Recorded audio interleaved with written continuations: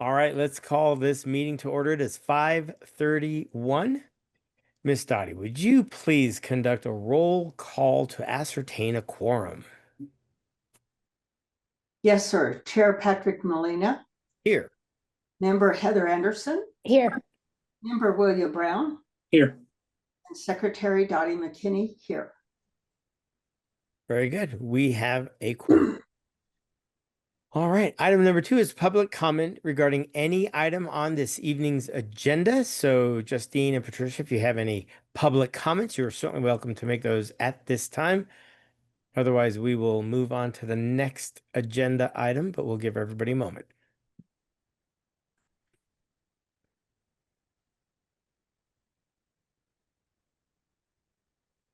Nope, Lisa's now here. Now she may want a public comment. I doubt it. She's got a lot to share, but it's not till much later. Yeah, she sure does.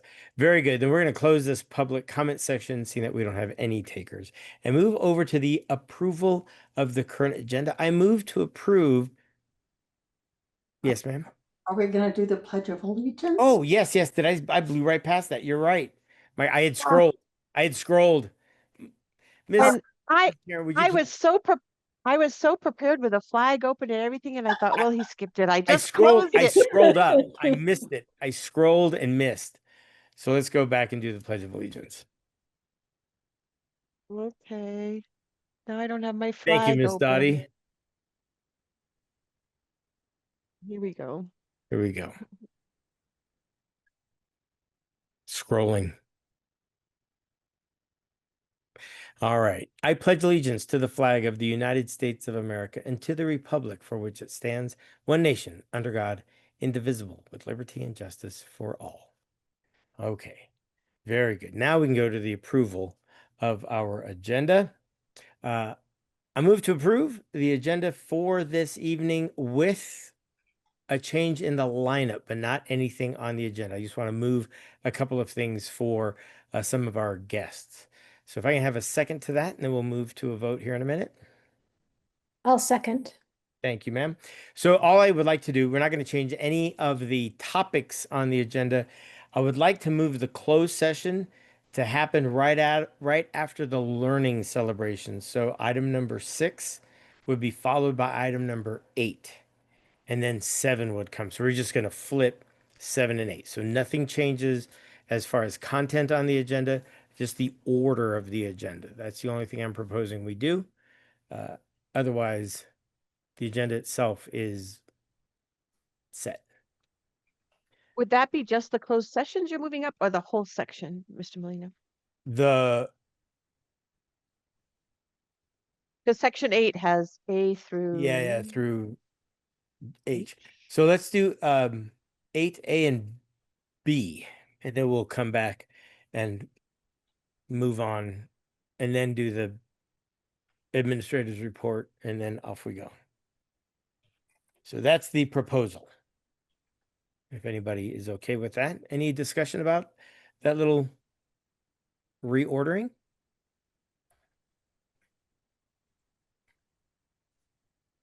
And clearly I reordered the agenda because I did the Pledge of Allegiance after our public comment section. So that was inadvertent. All right, if there are no discussions, I move to approve the current agenda, but moving items 8A and B to be between items 6 and 7. All right, Ms. Dottie, would you please conduct a roll call vote? Yes, sir. Patrick Molina. Aye. Heather Anderson. Aye. William Brown. Aye. And Dottie McKinney. Aye. Very good. Thank you all so very much. We have not one but 2 sets of minutes to approve this evening. One from our July 8th regular meeting, and then one from July 20th, our special meeting that we had to work through the bus situation that we needed to square away.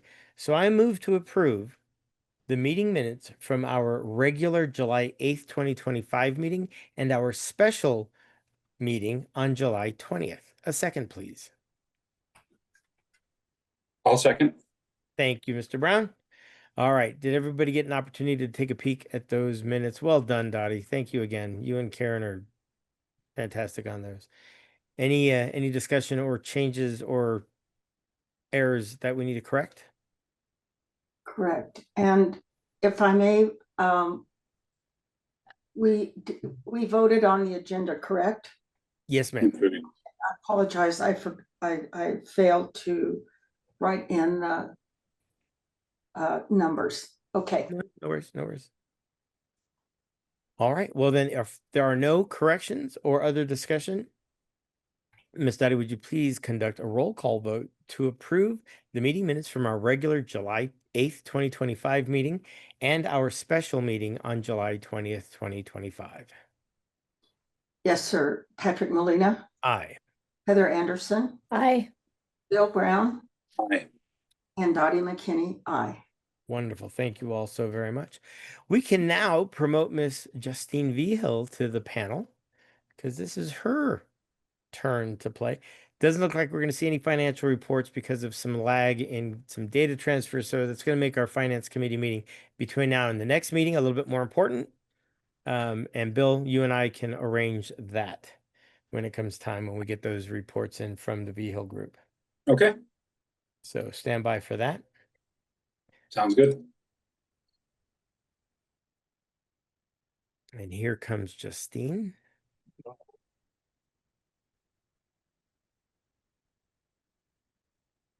Hello. Hey there. Hey there. All right. Bring us up to speed. Okay. Yes, like you mentioned, we don't have financials. We got, I would say, the year-end numbers last Monday. Mike is really the only one that knows how to import those into APTA and kind of upload that. It's not really like an upload. I think we have to manually hand type a lot of things. So, I think he was working on Explore Rio Rancho first, just because it's smaller, and then he was gonna tackle Explore Albuquerque. Um, I'm hoping by next week that all of the year-end numbers are in. But that's up until June 30th, and then I did reach out to Katie to get July's, I guess, expense detail. Um, they did do some or one check run, I would say middle of July. So you can see those checks flowing through the bank, and I mean they didn't flow through our system, so I have to get kind of the backup for that and then the account code for that. So I'm probably gonna have to hand type all of that, along with any checks that were, say, cut in May or June that are still flowing through the bank, being cashed by those vendors. So I'm really hoping to have reports by September's meeting. I know it's frustrating. I'm frustrated because I want to know where the school stands. So I'm doing my best to kind of work on that along with, the day-to-day things as well. So this is kind of just something that's out of the norm of the day-to-day business manager duties. No, I get it. And these transitions oftentimes, especially when the computer systems aren't compatible and they don't talk to each other, does make it a challenge. So yeah, we're looking forward to that. Bill and I are the finance committee. So when we do get those, we'll take a peek at them and make sure that we're using the next meeting's time wisely. But we know we're going to have quite a bit of information to sort through. So wonderful. Yes. All right, very good. But it's like you're pretty confident we should be squared away by September. I'm really hoping. I don't want to make promises, but I mean, I'm really hoping. It's just a super busy time with, audit currently. So yeah, we're doing our best to kind of import everything into APTA. All right, very good. Keep us updated, please. Yes, Again, I we will. realize that the transition is a little difficult, so yeah, understood. Looking forward to getting those. All right, Okay. very good. And I think I do have two bars though that we Yes, you can do. go over. I'm not sure Please if they do. were, you have those. Yep, we They're do. they're linked on the agenda. Did Okay. you want to share them, or how do you want to proceed, Justine? Um, However, do you want me to share my screen? Or do you guys have a copy of those bars?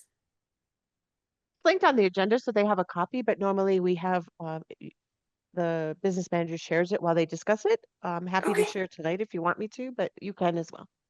No, I can, let me open that up. Okay.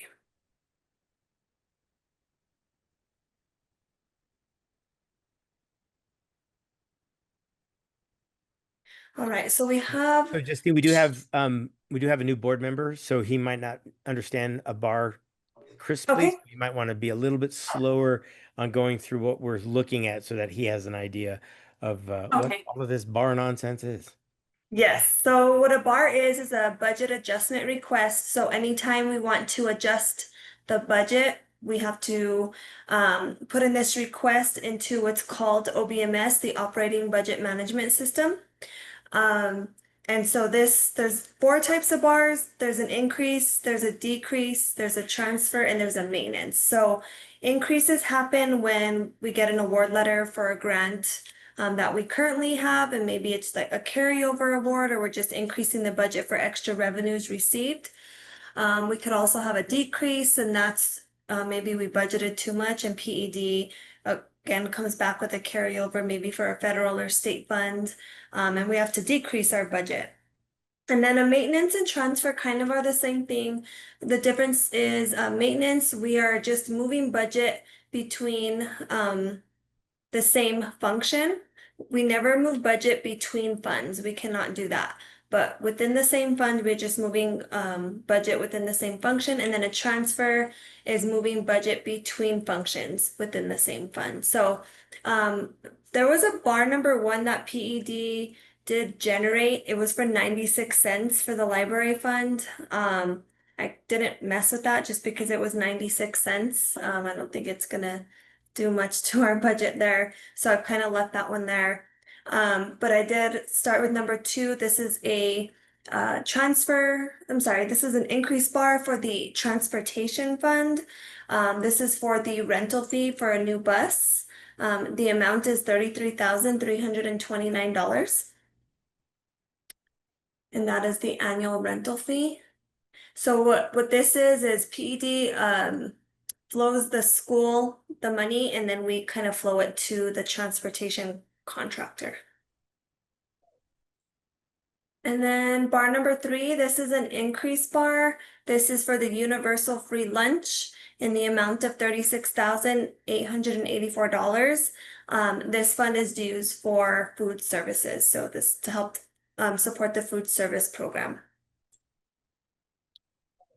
And excuse And me, sorry, Lita- oh, I'm go ahead. sorry, Justine. I just wanted to say that Lisa Hughes is here, and I know that later on in the agenda she was going to discuss the buses that we're talking about here, but I just wanted you to know she is in the audience if you wanted to, but she was going to speak to this later along with some other things.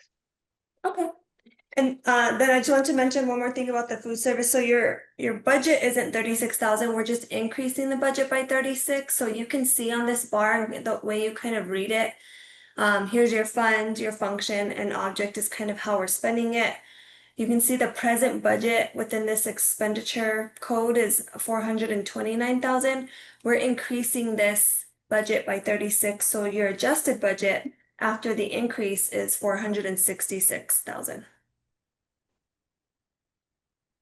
Perfect. Excellent. Excellent. Good way to kick off the year. A good bar. What's the word I'm looking for? Refresher. A good bar Yes. refresher. And I don't want to assume that Bill knows all of this jazz. He's a finance guru, but it's nice to understand what is it that I'm looking at. Why are we looking at it? So wonderful. Yes. Thank you. Well, then I move to approve the budget adjustment requests ending in 02 and 03. A second, please. I'll second. Thank you, Miss Dottie. Any questions, thoughts? This is a great time to ask if something was muddy or you're not sure. Like, for instance, where did the $36,000 come from for the food? Where did that money appear from? That's a good question. So the 36 I think is the transportation. So and then the food Oh. that I think that's just they're basing it on last year's expenses. So that fund is kind of a newer fund. I think about 2 years ago, a lot of schools are complaining that the food service program or USDA was underfunded. So a lot of schools had to pay for their food service program in operational as well as the USDA funding. So they do have this new fund, and I think they're basing this increase in revenues on prior year. Yep. Yeah, the food was 36,884 and the buses were 33,329. Yes. So yeah, very, very close. Very good. Yes. And there you go. That's a great question to ask is, hey, where did this money fall from? Right. So wonderful. Very good. Very good. Any other questions or discussions, fellow board members, before we go to a vote? All right. Miss Daddy, would you please conduct a roll call vote to approve the budget adjustment requests ending in 02 and 03? Yes, sir. Patrick Molina, Aye. Heather Anderson, Aye. Bill Brown, Aye. and Dottie McKinney, aye. Thank you all so very much. We are already on item number 6. Now, Bill, this is my paycheck. I do this because of this next. This is my favorite part of these board meetings by far. So it's called the Learning Celebration. Oftentimes we'll have faculty in here talking about something they've done in the classroom, or we even get students in here talking about some of their projects. Best part of this meeting, hands down. So without further ado, let us promote Miss Caitlin Ortega so that we can enjoy the Learning Celebration.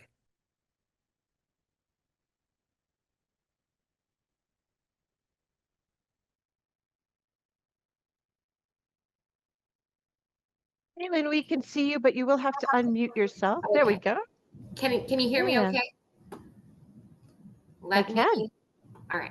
I have my double screens going on. I'm at the building because if I was at home, my 2 children would be in the video with me, and we don't want that. Okay, so hello, everybody. My name is Caitlin Ortega. Can you guys hear me all right? Yes. Okay, perfect. I have a question. Yes. Am I reading that right? Because I read math, but it says moth. Moth. So it is moth. It is moth. All right. Awesome. For John. All right, I'm going to go ahead and share my screen with you. Let's see. I haven't used Zoom in many years, so I'm hoping that it works. Let me know. I guess I should have tweaked this out a little bit better before I started. Okay. Well, we see it. Well, it's coming, I think. There we go. Okay, so you should just see my presentation. You don't see my notes, right? We Maybe. see some message about, there we go. Now, yes. No. Go back. Okay. There There you we go. go. You're All all right. set. In true like fashion, things don't work out right all the time. Okay, so hello everybody. My name is Caitlin Ortega. I am a science teacher, high school science teacher. And yeah, so this is one of the classes that I'm teaching is called Outwit, Outplay, Outlast. It is centered around the Survivor TV show. Maybe you've heard of it. We are big fans of that TV show. So this is a 500 level class, and we teach evolution. So survival, evolution, adapting, all that stuff. This activity is called the Tale of Peppered Moths. Oh my gosh. Okay.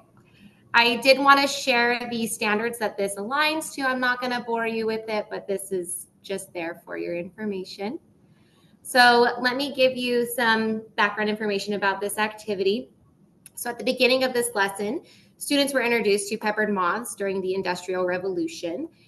So if you are familiar with the peppered moths, you know that they had to change their color. If you're not familiar, during the Industrial Revolution, everything was covered in ash and soot. And these peppered moths were white with black speckles on them. And because they started to stand out to predators, they had to change their color over time to be black with white spots. After the Industrial Revolution, they were able to go back to their natural colors. But so I wanted to introduce that to the students and have them kind of see what they could do. So let's see, where am I in here? So each student received a cutout of a moth. I teach 2 sections of this class. So the first section was tasked with finding a hiding spot in the C hall. If you're not familiar with our building, my classroom is in the C hall. And so it covers part of the school and part of the flex cafeteria area. So some students displayed remarkable creativity while others chose less effective hiding spots. So for the second section, I guided the class through the hallways to locate as many moths as possible. They successfully found 12 out of 18 cutouts that were placed out there. You know, I still can't even find all the ones that are in my classroom. I have no idea where they put them.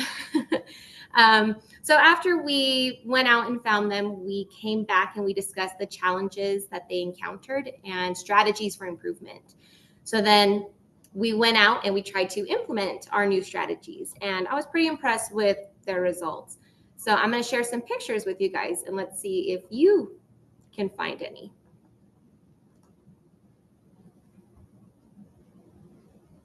Some of them might be a little easy to pick out. My favorite is the one that's right above the emergency lights. But here is where they are all located in this slide. So some of these kids spent some really good time, you know, really trying to hide them. And others obviously were just kind of trying to do the easy way out. Sure. And here are some more. Okay, I see that one. That one. Where the heck is that one? Okay, I see that one. And here, Wow. let me see. The wolf one. Oh, I was struggling with the wolf one. Yeah, the student who did that did a really great job, and I was helping her try to find the matching markers for it. So the student who placed it on the door with the rest of the butterflies, she wanted to hide it in plain sight and make it truly look like a butterfly. So I thought that was really great. But that was our activity, what we did, and I shared it out with staff to see who could find the moths, and I'm interested in maybe having the students now bring them back to me, maybe for like a prize, a sticker or something, just to see what we can find. That is clever. So that is the end of my presentation. Wow. Thank you so very much. Very clever. That is really clever. I did not know that the moths adapted twice. Mm-hmm. That's really fascinating. Yeah. So now they're back to their original vibe? Yes. Yeah. Wow. Great That way is to teach natural selection and survival of the fittest. right. So. Very clever. Very clever. That's awesome. Yes, Miss Dottie. Caitlin, where do they normally hang out? Where is their major home, if you will? I believe along trees. Just trees? So anywhere in the US, it's not just in a general area of the map? Yeah, you know, I'm not really sure on that one. I was just curious because I'm going to start looking. Yeah, definitely. I mean, so I did entomology when I was in high school and FFA and all that stuff. So I'm kind of like an entomology nerd sometimes. But I know how to identify a sphinx moth and all these different things. But my background knowledge on peppered moths is not very extensive. I would have to guess that they're mostly in the northeast part of the country because that had most of that industrial revolution coal out here. Right. It really didn't migrate out here Right. until much later. So they have to be at least resident in that part of the country would be Black Forest in Germany is actually where they're located. wow. So it's the Black Forest in Germany, and Europe had a even more intense version of the Industrial Revolution than the United States did. So, Wow. All right. Very good. Very good. And Caitlin, thank you. That was so We much. all learned something. Yes, thank you so much. Any other comments? Again, bravo. Thank you so much for taking time away from your family to share with us. This is why we do what we do. So thank you so much. Absolutely. Thank you guys for having me. Thank you, Caitlin. And I want to say before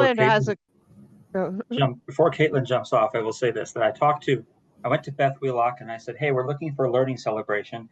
I need a teacher who can, and that's about as far as I got when she said Caitlin Ortega. And I said, absolutely. I just happened to have seen the email that she had shared with staff about it. So we thought it was a great fit. So thank you, Caitlin, for showing up this evening and being such a great addition to our science team and always engaging our kids in your instruction. I really appreciate it. Bravo. Thank you very much. So Ms. Ortega, I'm I'm going to put you back to the attendees. You are welcome to stay for this wonderful meeting or get home to your families. But thank you for coming and doing that tonight. I appreciate it. Thank you guys so much. Have a Thank wonderful you. evening. You too. All right. Woohoo. Okay, we're jumping over section 7 and we're going to take care of our 2 closed sessions. And we will do them separately. So we'll vote to go in, we'll come out, vote on anything that needs to be voted on, including closing the closed session, ending the closed session. And then we'll vote to go back into closed session for the second topic, lather, rinse, repeat. So we'll do that in 2 very clean. Yes, ma'am. We can do that. Ms. Matthews had advised that we could also do both closed sessions as long as we don't make any decisions till after. If if it's Oh, easier to just stay in the yeah, closed session, that's it's fine your too. I just preference, wanted to but make sure that we weren't breaking any rules. But yeah, we can stay in close. Yeah, we won't make any decisions. We'll make those in the open session like we always do. So, okay, yeah, I had been that's fine. advised that it's best to keep them separate, but your current attorney said there's not a need to as long as you just discuss one topic and then the other rather than this back and forth. Okay. And be sure to Hey, wait to come to open to vote. if we're good for that, then I am totally good for that. So, I move to move into our closed session 1 and 2 as permitted under sections 10-15-1H8 and 10-15-1H7 so that we can discuss those topics. A second, please. I'll second. Thank you, Ms. Heather. Very good. So we are going to do what now before we'll vote, but then what's the process so after we vote we can boogie? Process will be I'm sending you an invitation and I'm going to put it in the chat to link to the closed session. I've also notified Miss Matthews that we're getting ready to go into that closed session, so she will join you there. I assume it would be Jake and all of you as well as Miss Matthews for the closed session. Yes. Is that correct? And did you send Okay. that to my Explorer email or to the email I registered in when I joined Zoom? I sent it to your Explorer email, but I can send it somewhere else if you prefer, and it's also in the chat. Okay, I'll just check it out in the chat. Perfect. All right, chat. There it is. All right. Well, if there's no further discussion, Ms. Dottie, would you please conduct a roll call vote for us moving into a closed session 1 and 2 as permitted under sections 10-15-1H8 and 10-15-1H7? Yes, sir. Patrick Molina, Aye. Heather Anderson, Aye. Bill Brown, Aye. and Dottie McKinney, aye.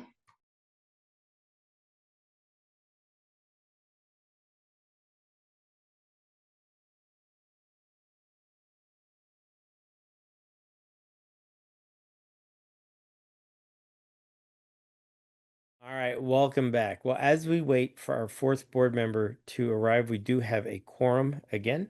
So to keep the ball rolling, I move to exit the closed session based on sections 10-15-1H7 and 10-15-1H8. A second, please. I'll second. Thank you, Mr. Brown. Ms. Dottie, would you please conduct a roll call vote to exit from our closed sessions pursuant to section 10-15-1H7 and 10-15-1H8? Yes, sir. Patrick Molina, Aye. Bill Brown, Aye. and Dottie McKinney, aye. All right, we are back from closed session. We hope we can see Heather here in just a moment. But for the rest of you to chew on, this meeting is long already, and we probably have another hour and a half worth of work.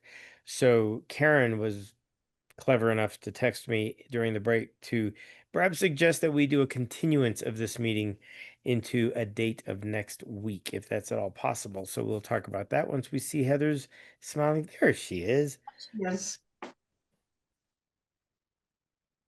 Welcome back. Sorry, it's usually me. I'm usually the last one back. So thank you for sparing me that one because it's usually this guy who's like, I can't get back in. So I appreciate it. All right. We did vote to move, or we did vote to come out of closed session, Heather, a procedural thing. Now we get into, before we get into our votes, I wanted to throw this out there for folks to think about, and we'll talk about it at the end of the meeting. We have another at least hour and a half of work to do, and I really don't think we want to do that tonight. So I would like to propose everybody start thinking about a continuance for the remaining items tonight, that perhaps we could do that next week. So think about that. Just chew on that. I'm going to propose a week from tonight. That gives us plenty of time to do the public announcement and all of that jazz. And it is estimated to be about an hour and a half, which would be delightful if we could crank through that in that amount of time. So give it some thought. If next Tuesday night doesn't work, we can chat about that later. I just wanted you to chew that. So the idea is we are going to vote on the motions that we discussed in our closed session. We're going to vote on those here in a moment. And then we're going to cover items in section 8, Charlie and Delta, C and D. And we're going to, if you will, defer or continuance the rest of the agenda in a near future meeting. Okay? If everybody's cool with that. So let me get my cheat sheet up here. All right. So we have 3 motions to consider. Let us begin with this one. I move to close the FERPA violation investigation based on the findings and recommendation of the school's legal counsel that the actions of the school were consistent with the requirements of FERPA. A second, please. I'll second. Thank you, Miss Dottie. Any further discussion, ladies and gentlemen? Very good. Then, Miss Dottie, would you please conduct a roll call vote to close the FERPA violation investigation based on the findings and recommendation of the school's legal counsel that the actions of the school were consistent with the requirements of FERPA? Yes, sir. Patrick Molina, Aye. Heather Anderson, Aye. Bill Brown, Aye. Dottie McKinney, aye. Thank you very much. All right. 2 more motions. The next one is I move to approve the feasibility and pre-development services agreement between Explore Academy and the school's foundation. A second, please. I'll second. Thank you, Miss Dottie. Any further discussion with regards to the very detailed and informative presentation we saw in the closed session? Just a comment. Yes, sir. I'm both cautious and excited about it. If Concur. I say that. Yeah. Absolutely. Concur wholeheartedly. All right. Miss Dottie, would you please conduct a roll call vote to approve the feasibility and pre-development services agreement between Explore Academy and the school's foundation? Yes, sir. Patrick Molina, Aye. Heather Anderson, A cautious aye. Bill Brown, Noted. Aye. and Dottie McKinney, aye. Very good. Thank you all very much. Yes, yes, agreed wholeheartedly. And finally, I move to approve the conflict of interest disclosure and waiver request for Susan Fox. I'll second. Thank you, Miss Dottie. Any further discussion with regards to the conflict of interest as presented to us by our legal counsel and the fact that there is no concern on her behalf? Brilliant. Well then, Miss Dottie, one more. Would you please conduct a roll call vote to approve the conflict of interest disclosure and waiver request for Susan Fox? Yes, sir. Patrick Molina, Aye. Heather Anderson, Aye. Bill Brown, Aye. Dottie McKinney, aye. Excellent. Thank you all so very much. I move to approve a continuance of this meeting for all remaining agenda items not already covered. Oh, I'm sorry. No. Oh, stop. Time out. We need to discuss items C and D first. So the lease assistant applications and the transportation segment. We need to do that before we go into discussion on the continuance. So, Miss Lisa Hughes, please join us in the panel. Good evening, Chair Molina and members of the board. Good Thank you for evening. keeping items C and D on there for us, as I know this has been a very long meeting for you already, but these are timely. I am going to ask Karen if you can share your screen. I did put my second monitor away thinking we had more time as I was just about ready to leave the dance studio. So that is why I'm in the car. My daughter just finished dance. So bear with me if Karen can share. We will start with the lease assistance applications. We do have to do 2 of those, one for Masthead and one for Galton. So Karen, would you mind sharing the Masthead link first? Sure. I don't know that you need to cover all of it, but I'm happy to share it. Okay, Let I'm me just get it going to open. briefly go over it because a lot of it is very similar to last year.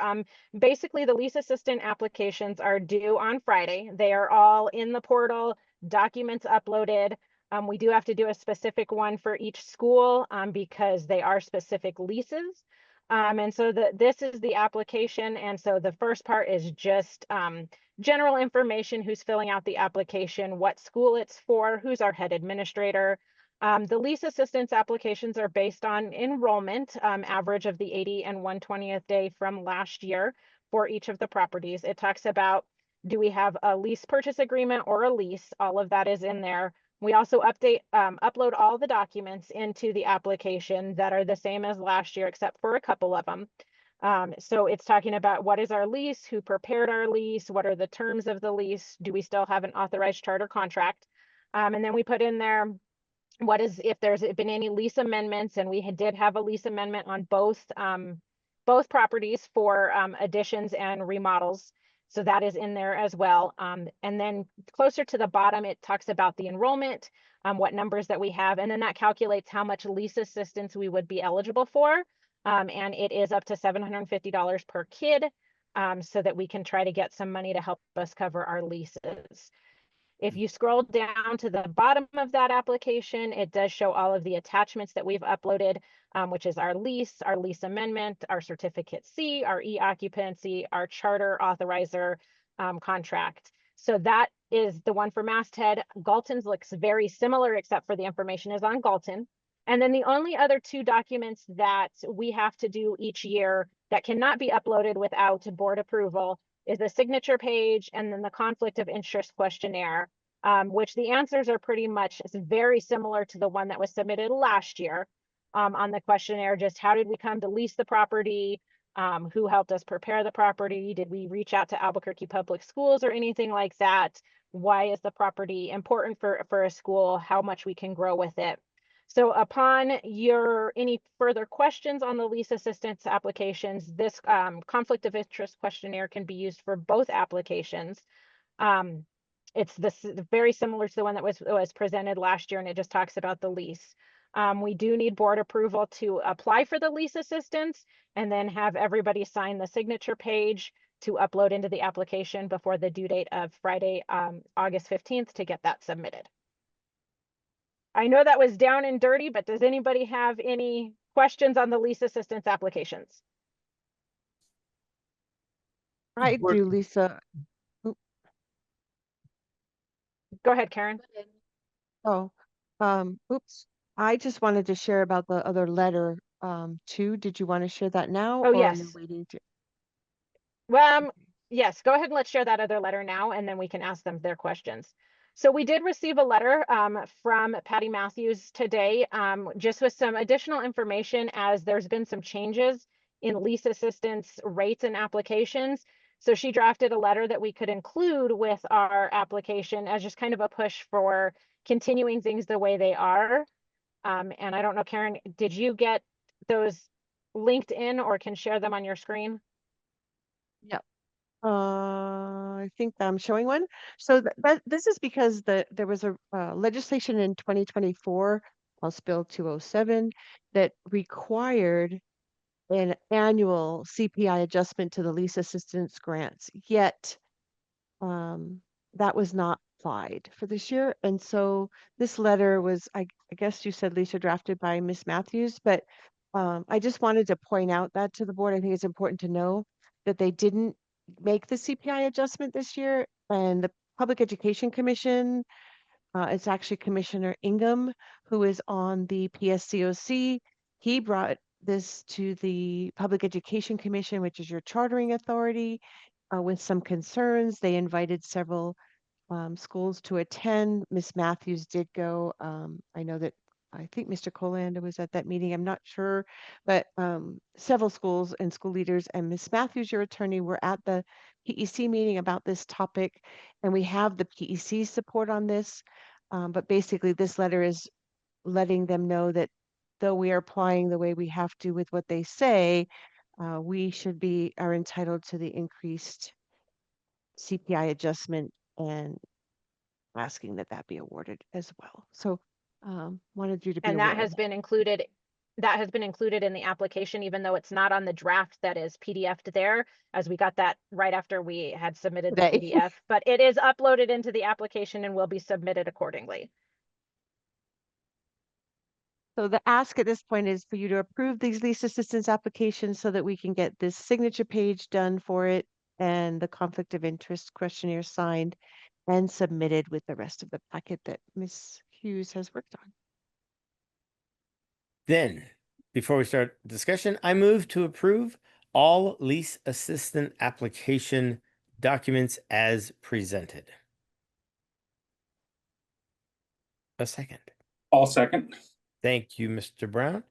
All right. Any questions, comments, concerns for at least one of you? This might be very new. Dottie and I have seen this a few times. Heather, you might remember this from last year, but it's relatively consistent year over year. So I'm very familiar with the forms, and everything looked to be in order to me, but I only see them once a year. But they look very customary and reasonable from my perspective. Dottie, please chime in. No, I know how much work this is to do. And I commend you, Lisa. You're amazing. Thank you. Thank I you. would It's agree. it's all for the school and for the students, so I'm happy to help in any way. Yes. But everything does look, hopefully everybody had an opportunity to take a gander at them before the meeting. But they all look fair, reasonable, and customary to this old salt of a board member. So nothing alarming or otherwise weird on these documents. They're straightforward. So any further discussion or questions, fellow board members? Then, Miss Dottie, would you please conduct a roll call vote to approve all of the lease assistance applications and documents as presented? Yes, sir. Patrick Molina, Aye. Heather Anderson, Aye. Bill Brown, Aye. and Dottie McKinney. Aye. Thank you all very much. Miss Hughes, we're halfway there. Let's We talk are. buses. Let's talk buses. So Ms. Justine Vigil did talk about a bar for a replacement bus that we have received. That replacement bus is already on the contract because we knew that it was here and that we were able to use it. We were just waiting on the title before we could submit the bar. So we do not have to do an amended contract for control letter 2324.008 for EA15. Buses are on a 12-year replacement cycle. So the rental fee is what the bar that she was talking about is, but it is already on the contract. So that one, luckily, we do not have to vote on a contract amendment because it was already approved. Yeah. We do have 2 approval letters that we just got for this year. Control 2526.027 to replace 1171 and 2526.028 to replace bus 1201. We also have some additional outstanding approval letters from 2324. And for some reason, when buses were ordered in 2324, they were taking a lot longer than right now. So we may get the 2526 approval letters in before the 2324 buses come in. But once buses come in and we have the title for those, we will do more bars and do the budget update forms for getting them onto the contracts. So that's more for awareness, but we do have that one that has come. Okay. So any questions on bus approvals or replacements? Nope. No. Okay, now the big one that has been kind of our hot topic right now, with the move to the 4-day calendars and what we want to do for off-cycle Fridays. Mr. Colander and I have been working closely on this, so that we can provide services for our students, but also provide reasonable services and look at numbers. And so originally we thought we were going to have about 60 kids to start off with that were interested in buses on Fridays. When they signed up, we had 19 students who signed up for buses on Fridays. One of the routes was only going to have one student on it, which is not, there's some safety concerns with that, just different cost effectiveness there. So after meeting with both principals and Mr. Colander, I believe he reached out to you. You guys had a discussion on what to do because we did need to make some decisions to get those routes going. So we did revise the contract from 4 buses down to 2 buses for this month of August. And so that cut the cost in half on the contract.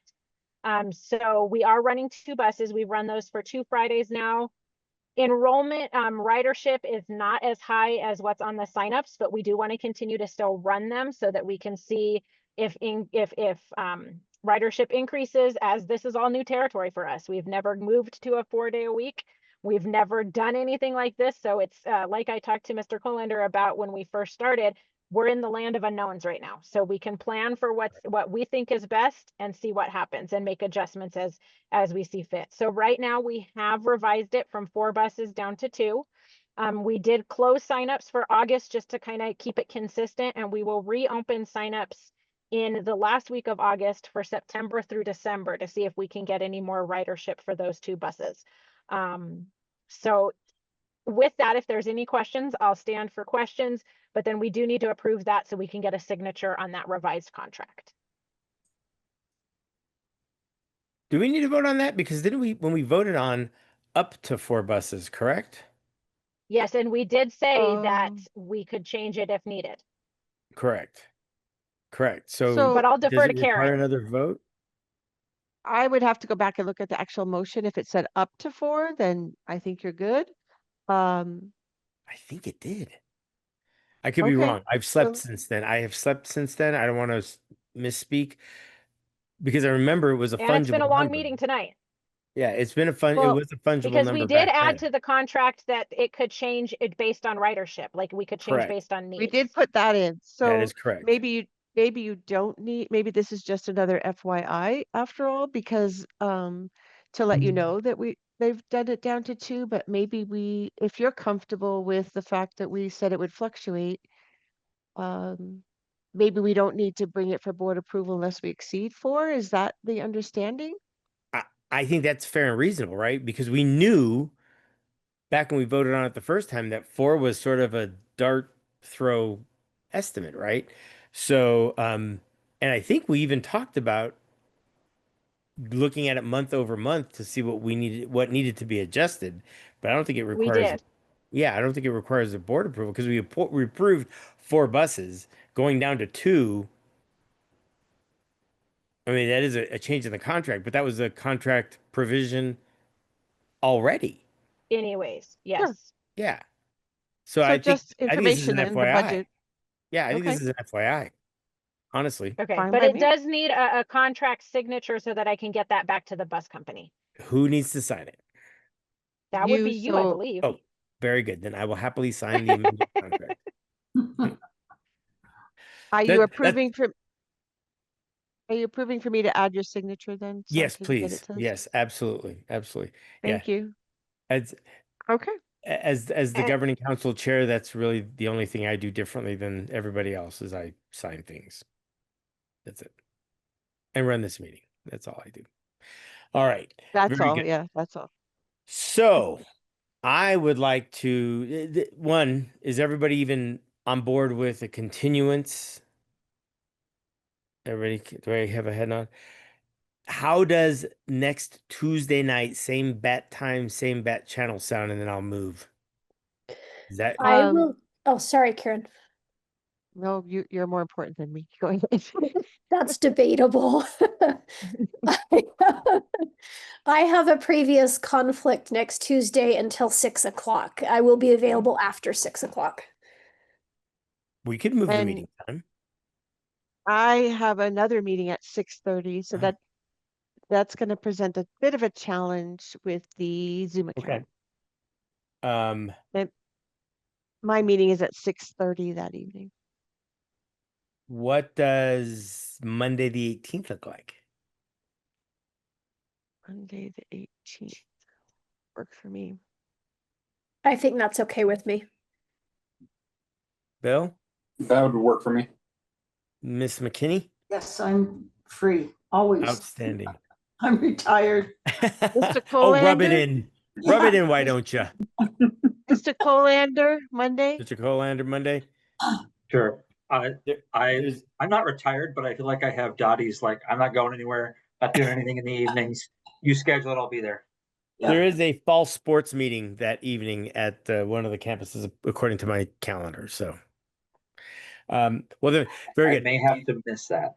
Okay, all right. And will it be at 5:30 then again? Is everybody good at 5:30? Does that sound reasonable? All right. That's fine. Then I move to approve a continuance of this meeting to cover all agenda items not already discussed to Monday, August 18th at 5:30. I'll second. Thank you, Miss Heather. Any further discussion? It's already on my calendar. Well, then, Miss Dottie, would you please conduct a roll call vote to take all of the not yet discussed agenda items from this evening's agenda, and we will continue this wonderful meeting next Monday, August 18th at 5:30. Yes, sir. Patrick Molina, Enthusiastically, yes. Heather Anderson, Yes. Bill Brown, Yes. and Dottie McKinney, yes. All right. You people are beyond awesome. I will indeed end this with public comment for anything not on the agenda. Katya, you don't count. No, I'm joking. Of course you count. You are public. You can, if you have public comment, feel free to comment publicly. You too, misuse. Nope. She's gone. All right. Well then, having said that, I hereby adjourn this meeting at 8:58 p.m. and I will see everybody at our continuation on Monday the 18th. Thank you so much for a heck of a night. Superb questions, great conversations. I am honored, thrilled, and humbled to serve alongside each and every one of you.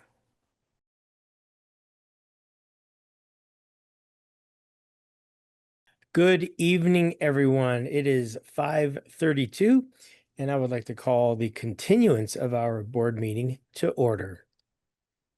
Miss Dottie, would you please conduct a roll call vote to ascertain, or roll call to ascertain a quorum? Yes, sir. Chair Patrick Molina, Here. member Heather Anderson, Here. member William Brown, Here. and member Dottie McKinney, here. We have a quorum. Again, this is a continuation or continuance of our previous meeting. If you open up tonight's version of the agenda, everything that's highlighted in yellow, we will be doing. Everything that's not highlighted in yellow has already been accomplished at our previous meeting, which brings us to section number 7. And I hand this over to Mr. Colander for his report. Thank you so much. I appreciate you, Chair Molina, members of the board. Thank you for being here. I'm going to take these things in order, but of course, as always is the case, things change between point A and point B. So I will add some information as we go. The first thing was around staffing. So something that I think our school is actually going to benefit from, but was a change in a staffing decision, is we had initially arranged for the school to have one RN that was our nurse who handled the nurse needs, and then 2 individuals with an LPN license or equivalent that helped to run our health offices. We were very much struggling to find a second LPN, to find a second health assistant. We hired someone, they quit during the summer, and that's its own story, but we were having a hard time. We had a second RN reach out saying she was interested in the school nursing position. Her kids are now going to be attending Explore Academy, and the trade-off that we've made, because there is the cost of 1 RN plus 2 LPNs. The RN budgeted around $60,000, each LPN about 45. 2 RNs would be about 60 each, so it was an extra 15,000. But the K5 campus said it was so valuable for them to have their own RN that we were still on the search for an additional EA for our K5 campus, and the principal said, I would rather have a full-time RN than an additional EA. So difference, 15,000 more in the cost of hiring 2 RNs, but 30,000 less in that we reduced EA count, educational assistance count at the K-5 by 1, because they felt that having an RN on campus actually resolves a whole lot of issues that are otherwise carried, because you have somebody on campus who essentially can't make decisions, needs to be in contact with an RN, those kinds of things, and now it frees up that space for them. So we were very excited. Both of our RNs come with a great background in nursing and in management. They were both directors for a hospice organization, so they are both new to school nursing, but certainly not new to nursing, and their experience brings with them whatever they don't have relevant to getting used to nursing with children, they do have when it comes to managing large groups of people, managing other people underneath them, and staffing, paying attention to resources and things. They're very good at all that logistical. That's all within their background. So we were very excited.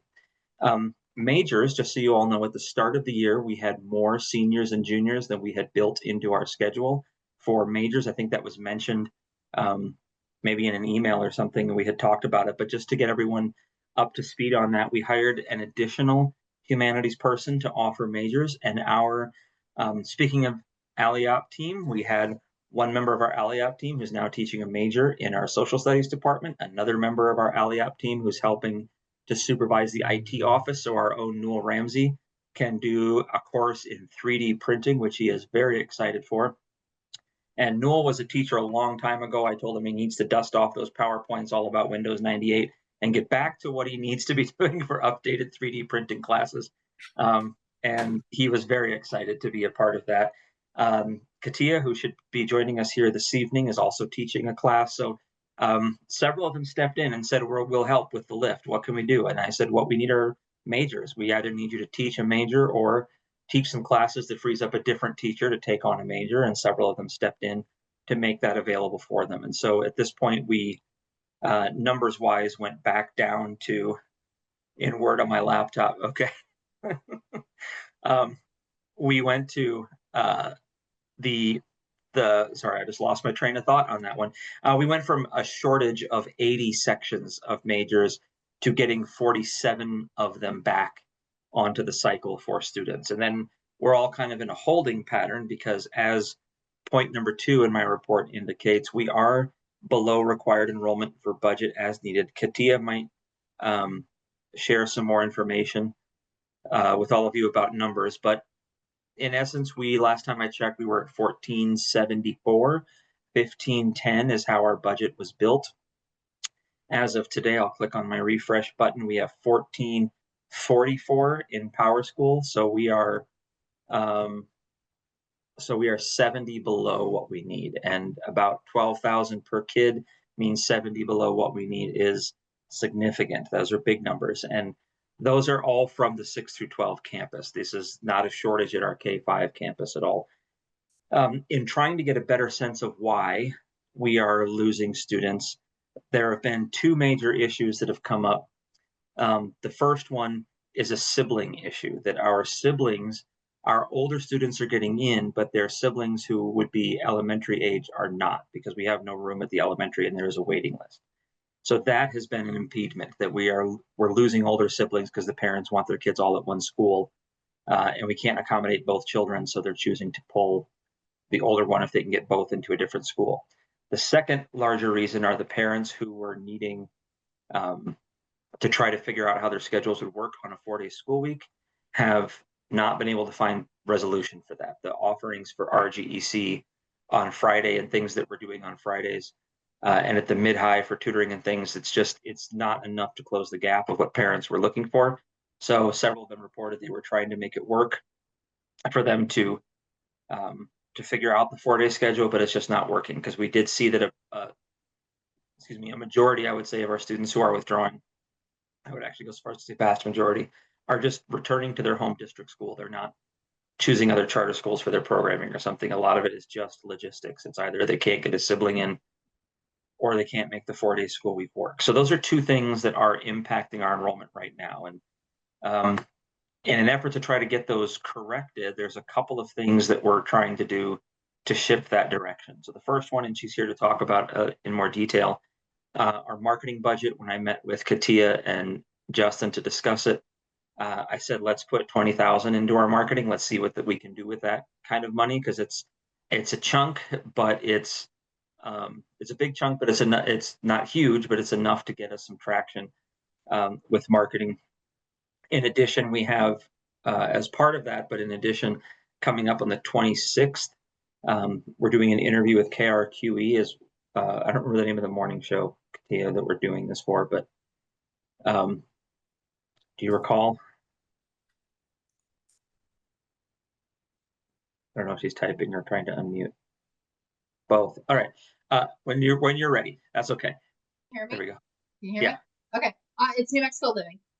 New Mexico Living. So we'll be doing a New Mexico Living segment for them. In addition, today, to share something else that is not on the agenda, we had the city of Albuquerque reach out last week because they are doing a North I-25 project. They sort of take the areas of the city and rotate through those areas of the city for projects on a 6-year cycle.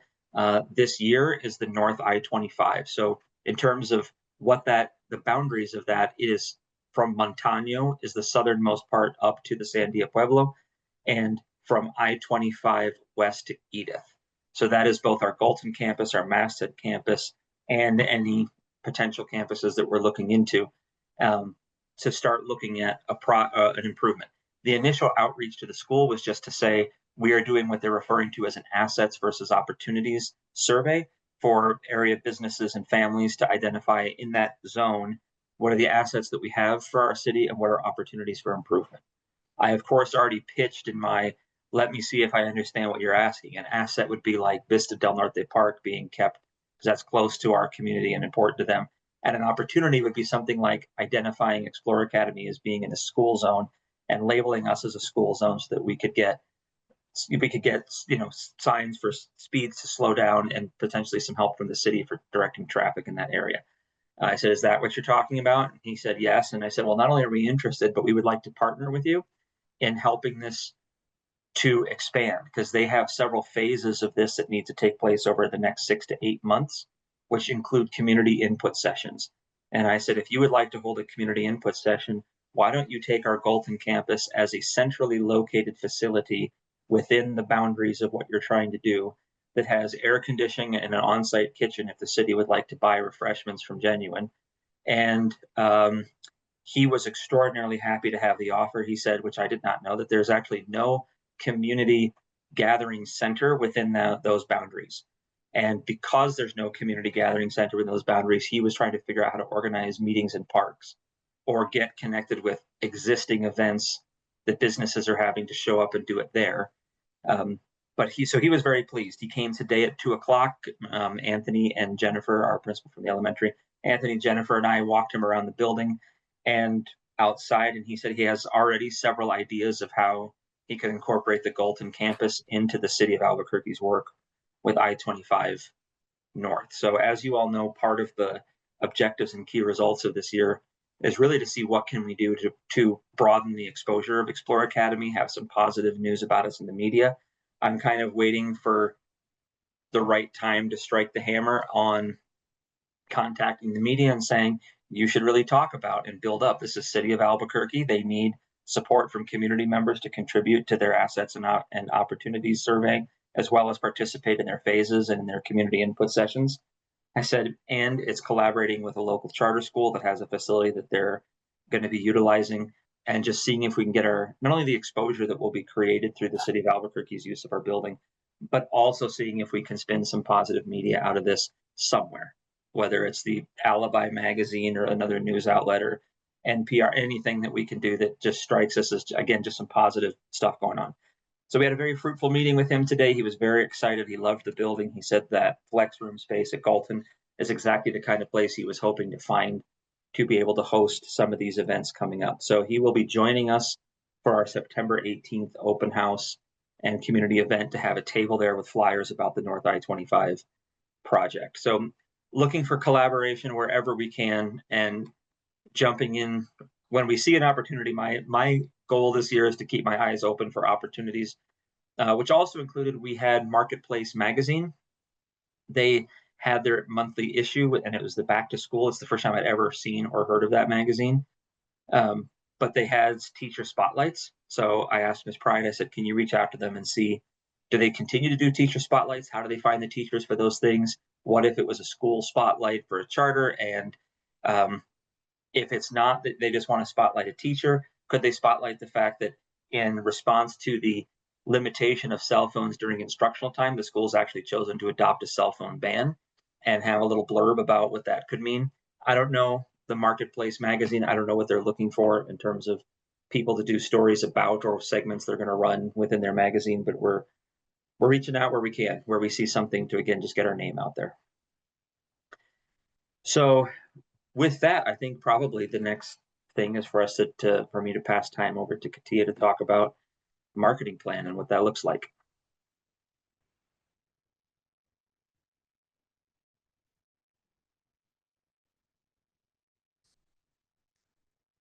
Haha, I can do it. So good evening, everyone. Thanks for having me. A couple things that I know Mr. Colander already touched on, and hopefully you all can see my screen. Yes, no, maybe?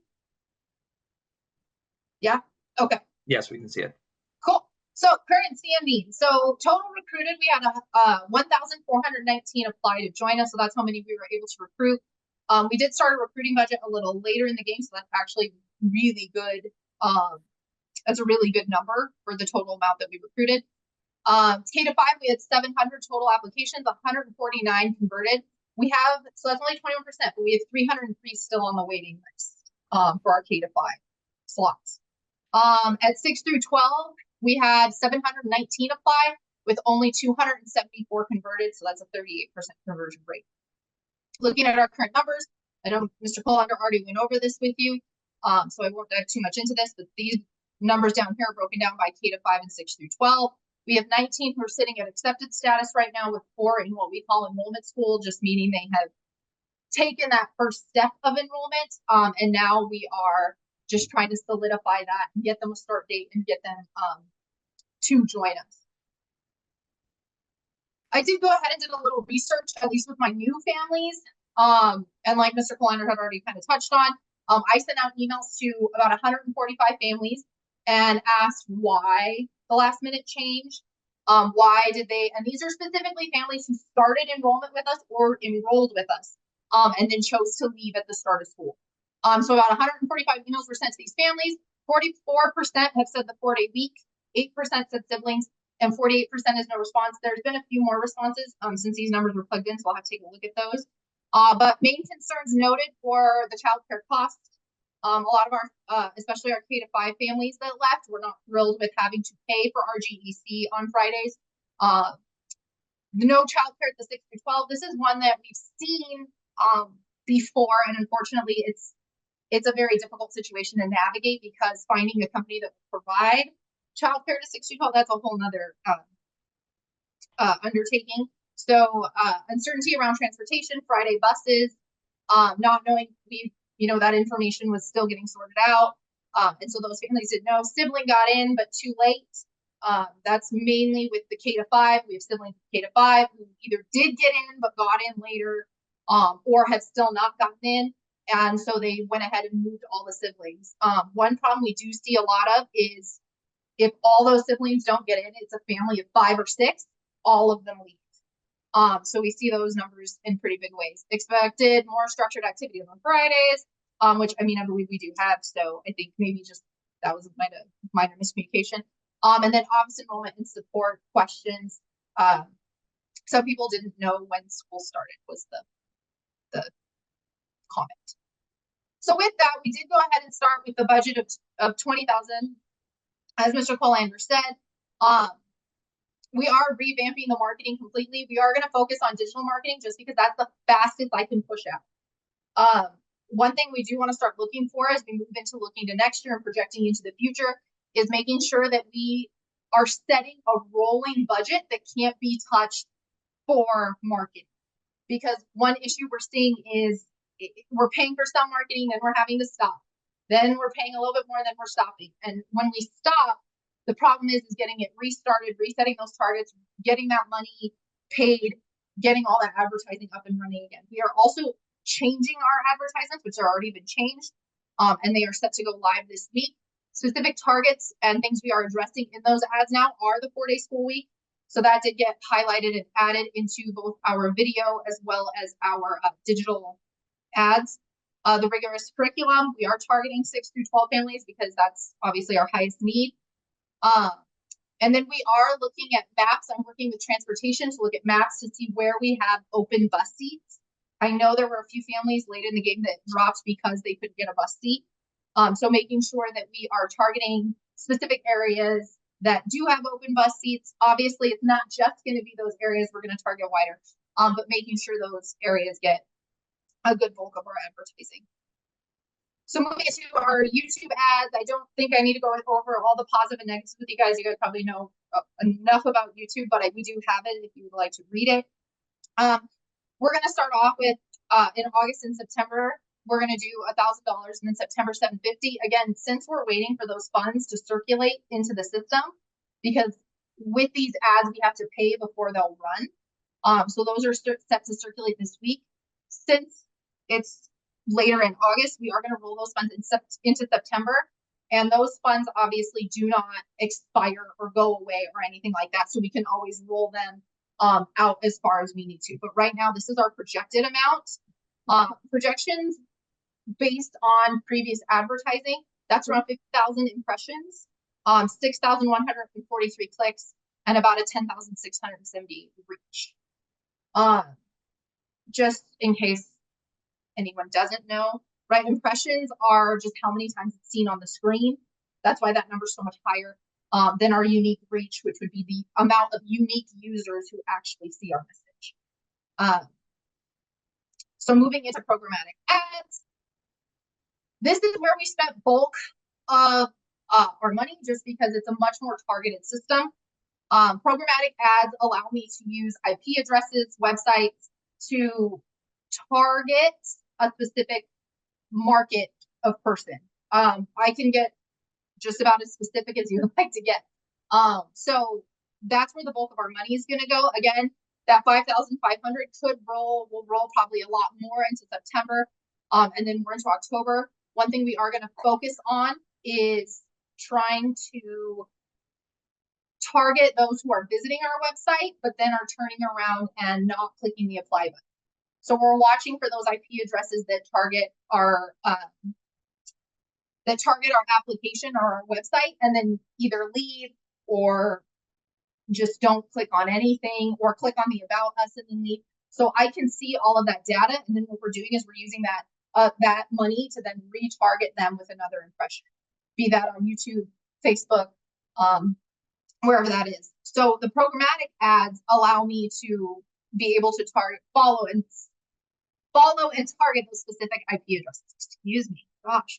800,000 impressions is our estimate, with 8,143 clicks with a 27,100 reach. So again, this is based on, we took the money we used previously for marketing, the numbers that we had previously, and we did the projected numbers that we would see. Again, stronger follow-up. And then the last digital we are going to use is Facebook and Instagram. We've seen a good turnaround with Facebook, especially in the Albuquerque area. These numbers, again, the 1,500s can be moved if we need to add more to September. We find that August, we're not getting our funds in just as quickly. October and November, we can push them out as much as we want to. So that money is set there and allocated for that marketing. 100,000 impressions, 2,143 clicks, 10 phone calls. So Facebook and Instagram actually allows me to track phone calls and who calls the school. And then a 15,432 reach. We saw previously lower click rate than our programmatic ads, and that's why we went a little more conservative with the budget on Facebook, Instagram, and YouTube. But again, if I follow those trends weekly, and if I start to see that Facebook is really picking up, then some of that money and programmatic's falling behind, some of that money can move. So we will obviously monitor that and be able to move as we can. We're going to continue with free group posting, create and streamline organic content. I am working closely with Richard at the mid-high, as well as Julie Hill over at the K-5, to make sure we are getting student projects and fun activities and things to start regularly circulating our Facebook. one thing we've struggled with in the past is trying to make sure that those kids have photo clearance and that it's okay to post them. And so that's kind of been a hang up, but I think now we have a system where we can all check, it alerts us in PowerSchool, and we're able to just move forward and push that organic content out more quickly. So we have some money left for resources. I know there was some ideas thrown out about bumper magnets for all current families. That quote came out a little higher than I wanted to see, but I put it there. We thought about that just because there was some talk around, I believe it's Albuquerque Academy, that has the A, and then there's another school that does it that the parents put it on the back. It's a camaraderie thing. They know that's where my kid goes, to kind of show off. So that's one thing we've talked about. The yard signs are also out for quote. Those are going to be used for our community partners and businesses to be able to put out front. And then new flyers have already been ordered. So we actually don't need that resource, as I found out. Moving into media sources, we are set to appear in KRQE, the New Mexico Living, to talk about the model, to talk about all the wonderful things that Explore Academy is doing. I am working with ABQ Mom's blog on an article about the model. As Mr. Poland already said, we've submitted an inquiry for New Mexico Marketplace. I've also sent an inquiry to Albuquerque Magazine just to see if we can get some, positive from them. We have worked with their advertising in the past, but it's been a little bit more expensive. But if we're working in negotiations with them, if we can make some of that resource money work for that, we can also do that.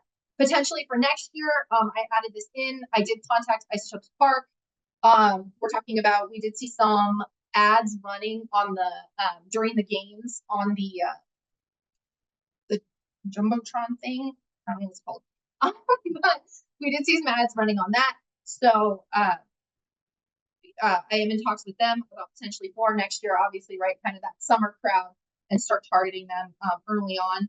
New Mexico Gladiators is another one that has reached out. They've been interested in speaking with the school, working with the school, and then hand in hand, right, we go with that advertising with them also. And then lastly, for marketing events, some things that we have coming. The K-5 and 6-12 both have open houses coming up. The 6-12 is the community open house. So I am working with, especially that strip of businesses that our traffic can drive a little crazy. I have specifically been working with them to try to get them to come set up a booth, get to know our parents, get to know our families, to really start expanding that community outreach. We are also working with other businesses out in the Masthead area, along over by Cabela's. There's a few businesses I'm talking to. So we're generating some buzz over that event. The K-5, I have written a press release that will go out regarding the K-5 is going to have a tailgate reading / library opening. So we are working on getting that out to a few news outlets just to see if we can get someone to come out and cover the story. It's really cute. They're going to do like the start of football and tailgate, but it's reading with families, and a library. So we're working out details on that for the K-5. I attend the ABQ Mom monthly meetups. We meet, we talk about, different events and things like that. So they have some events coming up, not within the very near future. So I didn't include them in there because dates are not solidified, but they do have some events coming up that we will be setting up, Mom's Night Out, things like that, that we will, that I've already coordinated with them that we will be setting up at. I'm also coordinating some charity events, working with things like Mandy's Farm, Ronald McDonald House, areas that we can get our kids involved and we can be involved as staff. And it's essentially free advertising, right? Because they say, oh, Explore Academy is working hand in hand with Ronald McDonald House, or Explore Academy is working hand in hand with, this other charity. So those are the two that I've talked to so far. But obviously there's more, and there's, so many ways that we can do this to get our name out there, and meet our goals. So that's just a little bit of what we kind of have coming our way. I'm happy to answer any questions, or anything like that. Sorry. Fellow board members?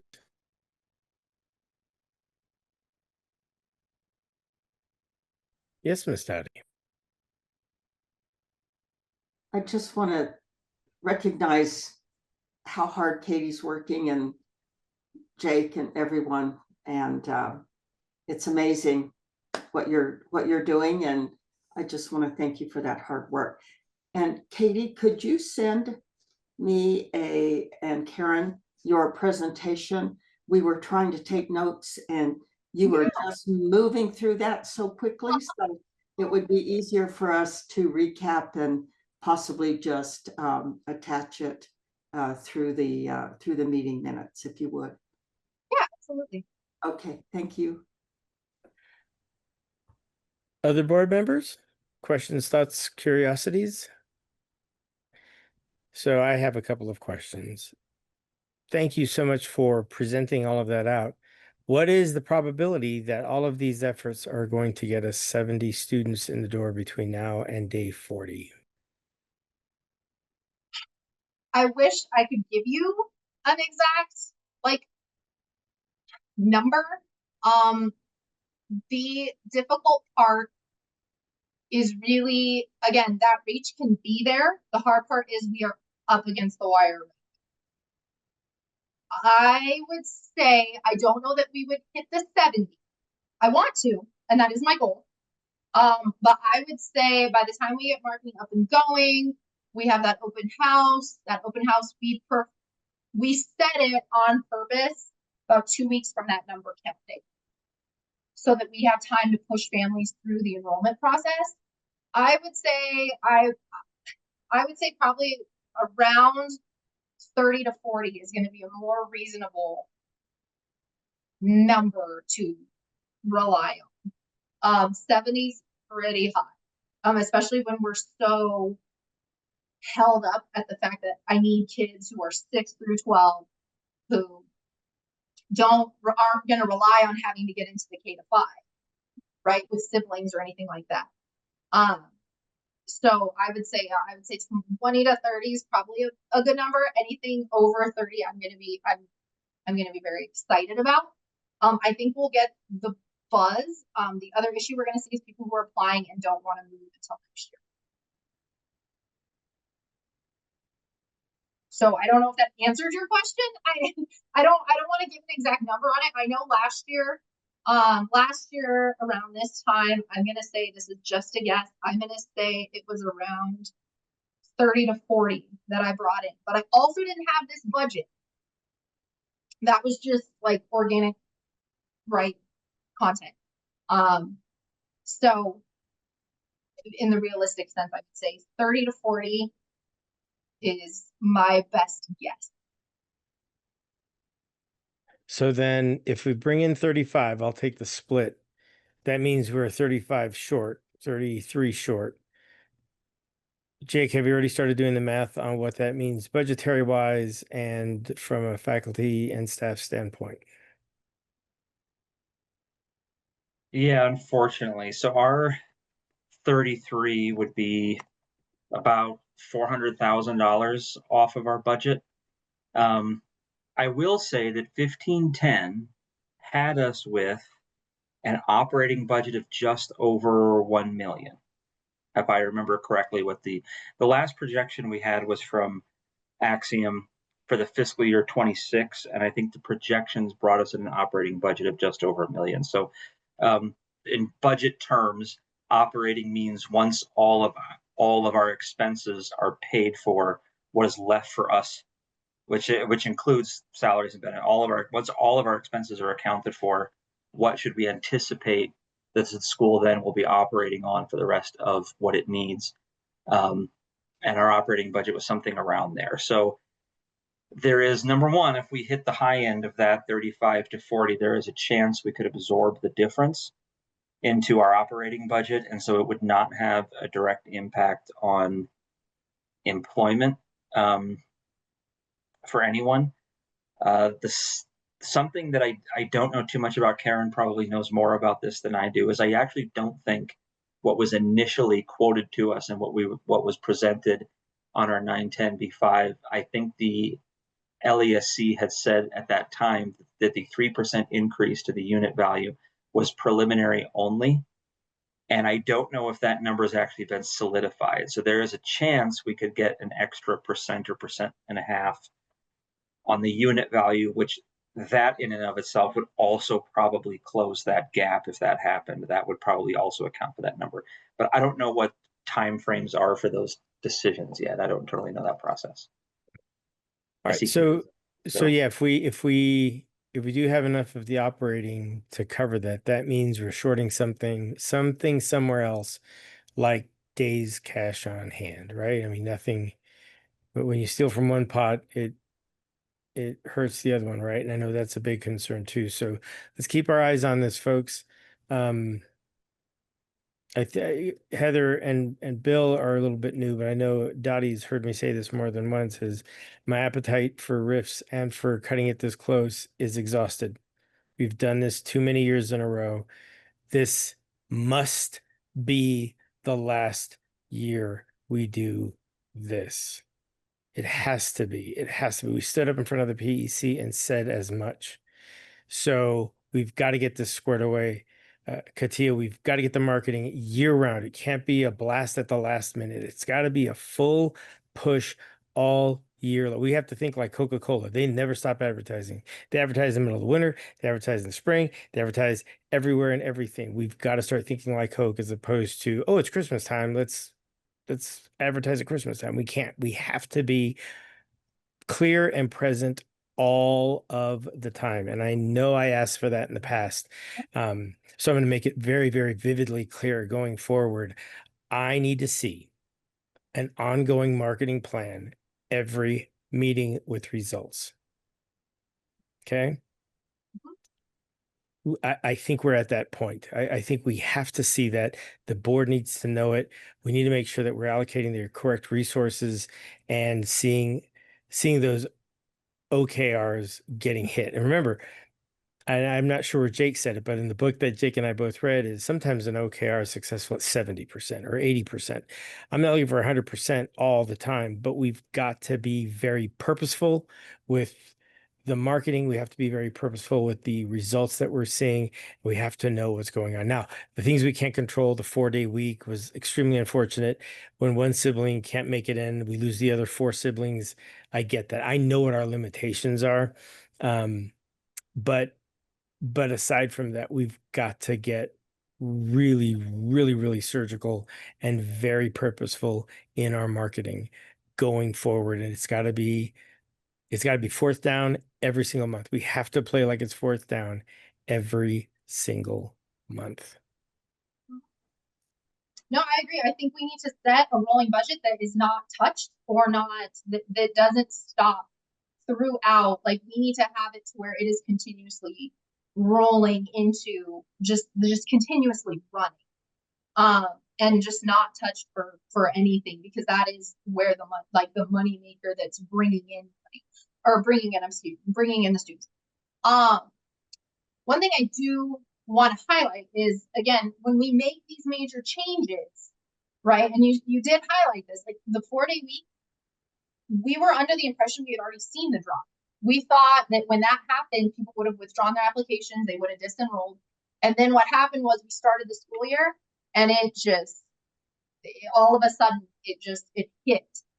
So there was no real way to market that. I mean, there is a way to market it, but we started so late, like we all made that decision later. And so I think that really hurt us this year, because again, we had, 719 recruited and ready to go for our 6 through 12. And we only saw 38% that actually enrolled with us. So I think making sure we're streamlining the process, making sure that it's going year round, and making sure that we are streamlining the process from when they start all the way through the entire enrollment process and they start school. And that's something that I know Mr. Colander and I and Mr. Branch are all working, and Jen are working really hard to make sure that process is more streamlined, so they're coming straight. But yes, I agree, and I understand. I'd like to ask a question about on the budgetary side, if that's okay, Chair Molina. Please. So In terms of last year, I seem to remember to extend the metaphor, our fourth down play last year was a mailer. And the mailer had a delay, which meant it hit households within, I'm going to say the word hours to be dramatic, within hours of when our 40th day was, because there was a hiccup on the printer, et cetera, et cetera. It was also a pricey bit of advertising. I think it was somewhere in the $10,000 mark. So if we're at 2,000 left on the $20,000 budget, that means the money isn't there per se to do the flyer. But I also don't know at the end of the day, from your perception, Katia, what the impact was of having a mailer that went out to APS families. Did that bring in enough to justify saying, let's add 10,000, let's add the cost to the budget of advertising, let's add to it the cost to do a round of mailers? Because if the mailer looks like it was a successful tool, if it brought 10, 15 more kids at 12,000 a kid, so we count that as a success, then I would also propose we start the process of getting it going much sooner, so we don't run into that. And that was no fault of our own. I understand that it was an issue with the printer and his machine, and it put us off by a week, and we were trying to time it, and the timing got thrown off outside of the control of anybody here. So to lean into the fact that we don't control some of those things. So I just want, number one, what do you feel the success rate was, the sort of cost benefit analysis of the flyer? Number two, is that something that you would recommend we add to the plan based on that? Because if so, then I would say let's talk about that sooner rather than later. So unfortunately, I cannot give you exact numbers on who it brought in. And Karen, correct me if I'm wrong, but for the state, I can no longer ask how they heard about us on the application. So You can only ask post acceptance. That's correct. yeah. So post acceptance, we can start sending out a survey and saying, how did you hear about us? But we took that off of the actual application of how they heard about us. So I can give you a number based on like, I would need some time though, because I'd have to look at how many applications came in last year after that mailer was set to hit house. If we have the money, I mean, a mailer to me is 50-50. I think it's worth it because it targets those families and they're kind of almost forced to see our message. But again, I feel like we're doing the same thing online with that money, and a lot more people are online nowadays. Let me do a little digging and see if I can pull those numbers of how many applied after that mailer hit houses. Before I say yes, let's pull a $10,000, grant sign. But that would need, if we're gonna do that, that needs to be done. Where's my calendar? Oh, that needs to be done like this week or next week, because I would want it to go out before that open house. So yeah, I mean, pull again, knowing, I think the disconnect here is knowing what money we have for what we can push out.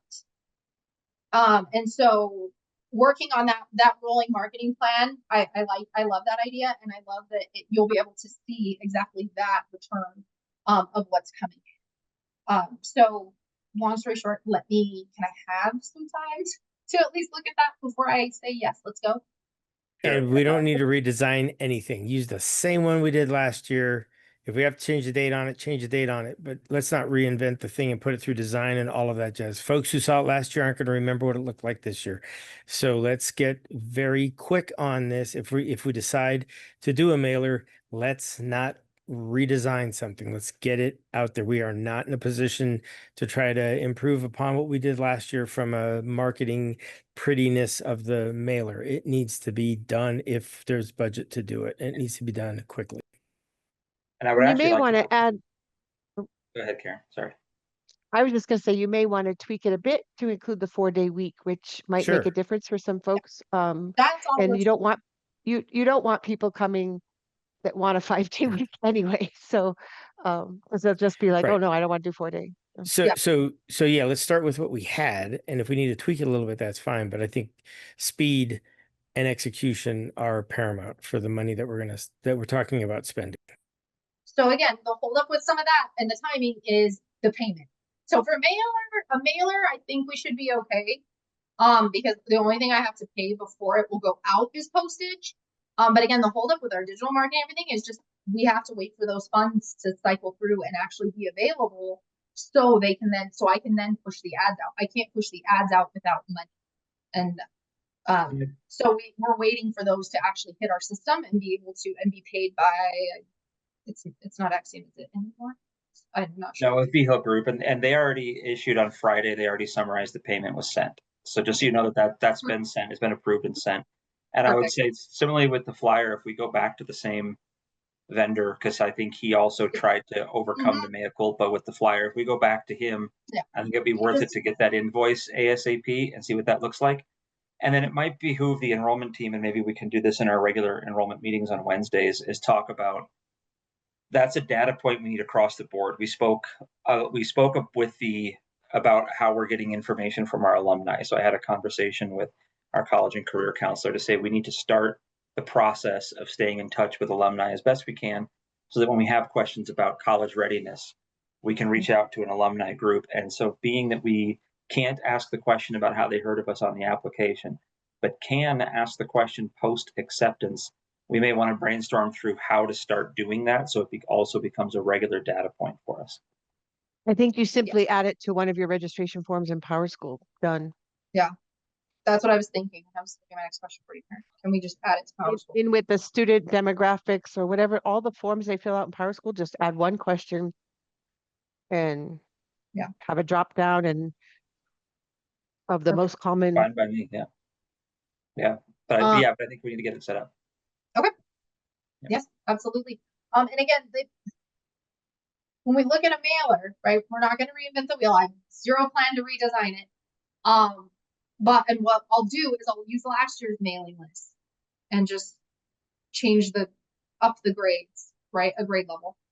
But again, that's the hard part is that if we want an accurate mailer, I have to re-request from APS their records, get the new student records, then they're not. So we're going to be working with old records, which is okay for the push right now, but that's something that I don't feel is beneficial for us in the long run. If we could anticipate we're going to do a mailer this time, we are going to in fact have the money to do a mailer during this time, then I can make sure I request the list, weeks in advance, so that we have that and we're ready to push that. But for now, we'll use the old list to expedite things and not have to. What is the turnaround time on that request from APS usually? I believe they can take 15 days is an IPRA request requirement, unless it's burdensome. 15 days from submission. They're supposed to do it within 3 if it's easy, but most don't. And 15 days is the law.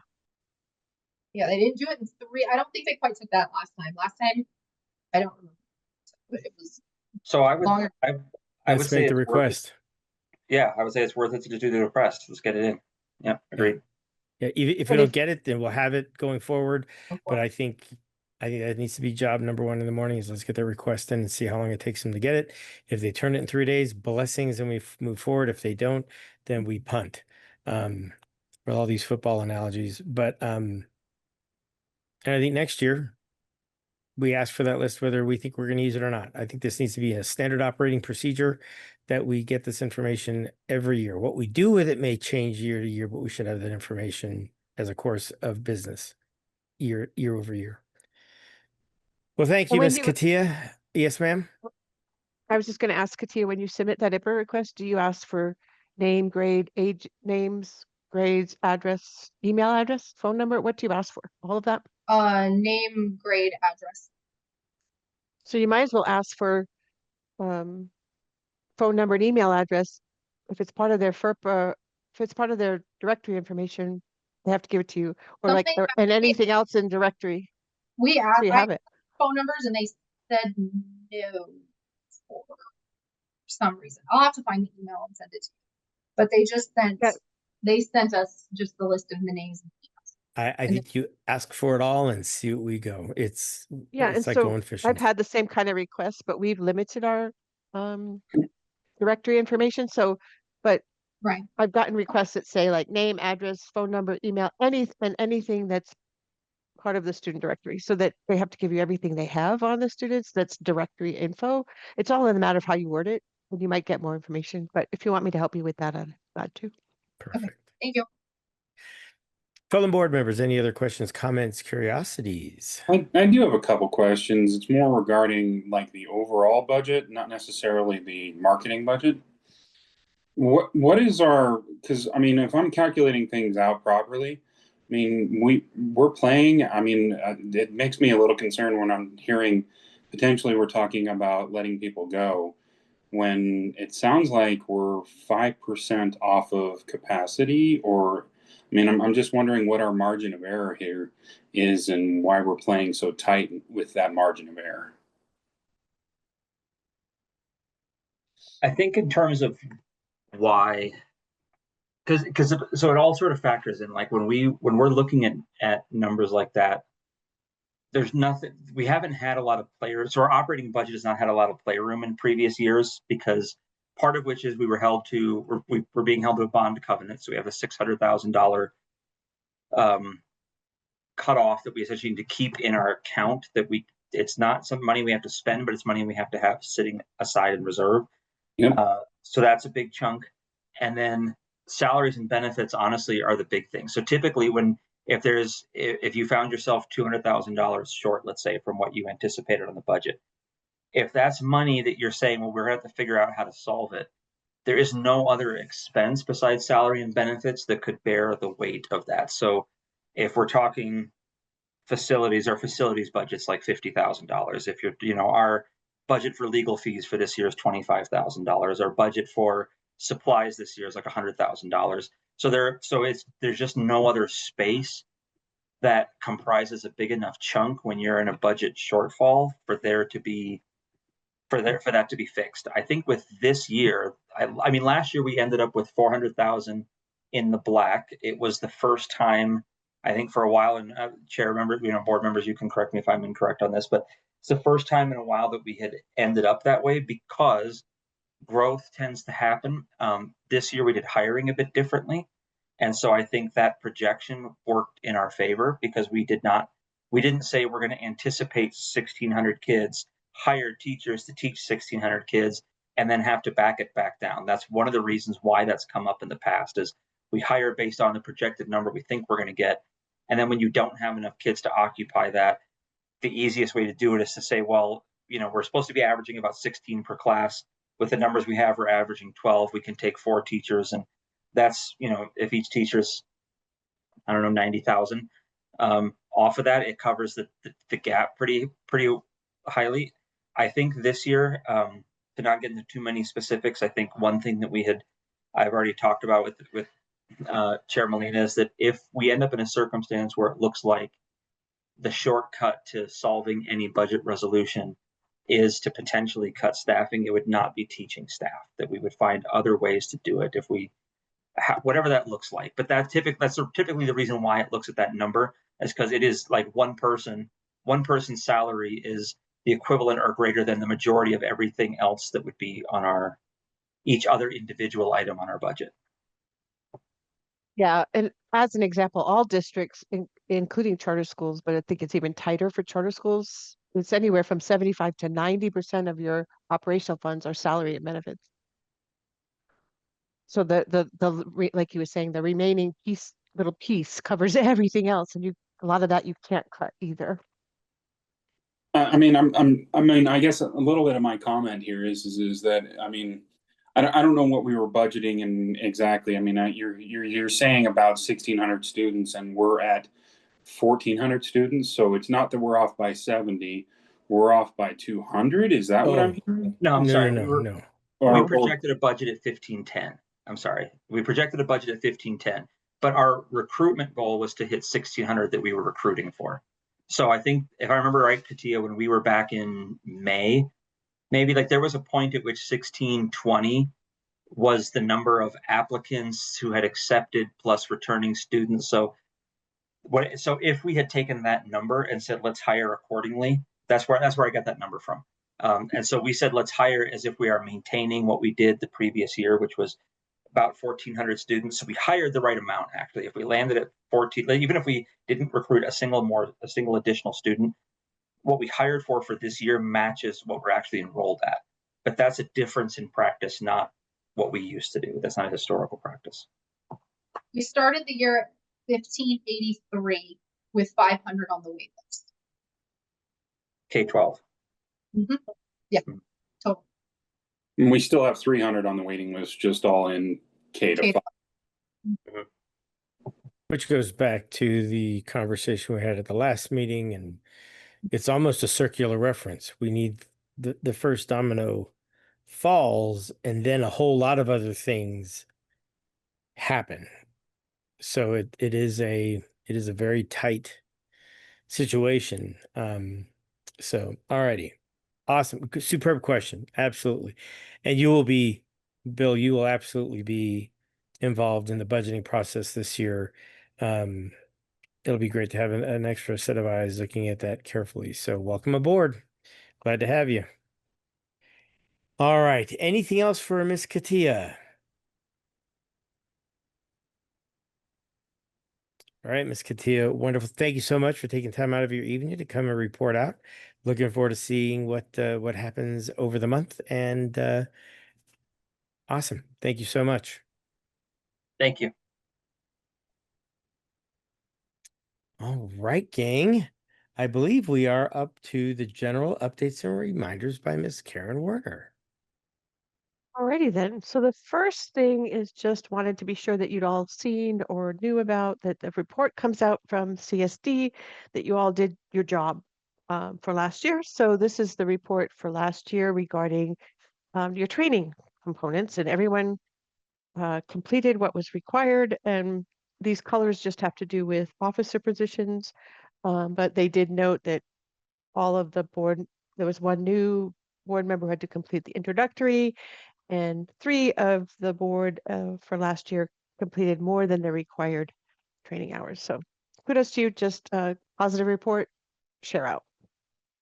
Any questions on that? No, ma'am. No? Okay, and then I think you all know about the requirements for this upcoming year. Let me just pull that up. Sorry, I didn't open it already. It's this one here.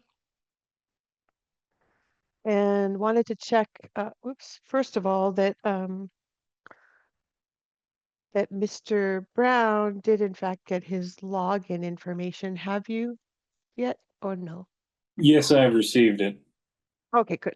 So the way they've done it is some of you have already been doing your training. So you have 5 hours. Those of you returning have 5 hours to complete. Mr. Brown is going to be completing the introductory training. So his will be actually equal to 10 hours. But I think all of you, otherwise, as long as Mr. Brown has his login and can get those done during this year, we'll be good. And the rest of you are familiar with getting your 5 hours done. Dottie's already the overachiever, but she needs to get something. You not only have to have 5 hours, you have to have it in all these categories. So Dottie, even though you've done a bunch, you have to do something in laws, policies, and procedures. But I just want a reminder about the training and make sure none of you had questions about that. And also Mr. Brown. Mine's not right. What is yours? Well, I taught 2 courses while I was there, and I went to 2 other deals. So I'm really short on hours. I didn't hit everything. I still have a couple of gaps, but that doesn't look right. I mean, I Well, should have a minimum of 3. would you please reach out to charter.schools? Sure. Or I can send a message and copy you and just say that there's some Either questions way. about Yeah, if this because hasn't been updated. right, I taught 2 of them, and one was in effective governance, and the other one was, I think it was classified as legal concepts, I think. Anyway, I should have at least Hey, 3 hours on there. I can comment right here. Let's see if I can do this. A charter.schools. Can you please confirm Mr. Molina's hours as he taught 2 classes at the conference And I think I went to at and least 2. attended at least Yeah. 2 sessions Yeah. Yeah. since July 1st. Huh? Yes? Okay. Yeah. Well, I'm going to send it off and we'll see Well, if we get an answer. How's well, that? the conference was in Yeah, but June, it counted for correct? this year. Yeah. Correct. So, yeah, that's interesting because the last time I looked at this, I thought it was right. Anyway, we'll fix it. I'm not worried about it. I just found that when I only saw 1.5, it's like, hey. Okay. Well, good thing we looked. We'll Yeah. keep tracking. We have Thanks. until the end of the year to get this straightened out, Oh, but yeah, we'll get it square. We'll get we'll it get it square. squared away. Karen, I had a question Any as well. Yes, Miss Anderson. Sorry, and if I have an echo like I did last time, let me know and I will see what I can do from this end. So far, so good. Okay. Since this is my first year after completing the required training from last year, do I just go to the same Canvas to sign up for these different training courses? Is there another place that I need to go to look? Great question. So there's you have options. You can do it via Canvas, so yes. Okay. Or there are also some synchronous sessions that are offered often at lunch or after work hours or on the weekend that you could also do. So I will, let's see. I have it linked on here, but I will send you the link to it's a PED, has a web page with a link to the trainings that are being offered. But if you Okay. wanted to do it in Canvas, yes, you can do it in Canvas, but there are other options as well. So let me Okay. send you some information. Okay. Thank you, Karen. I appreciate it. Yeah, of course. Let me just write that down so I don't forget. Thank you.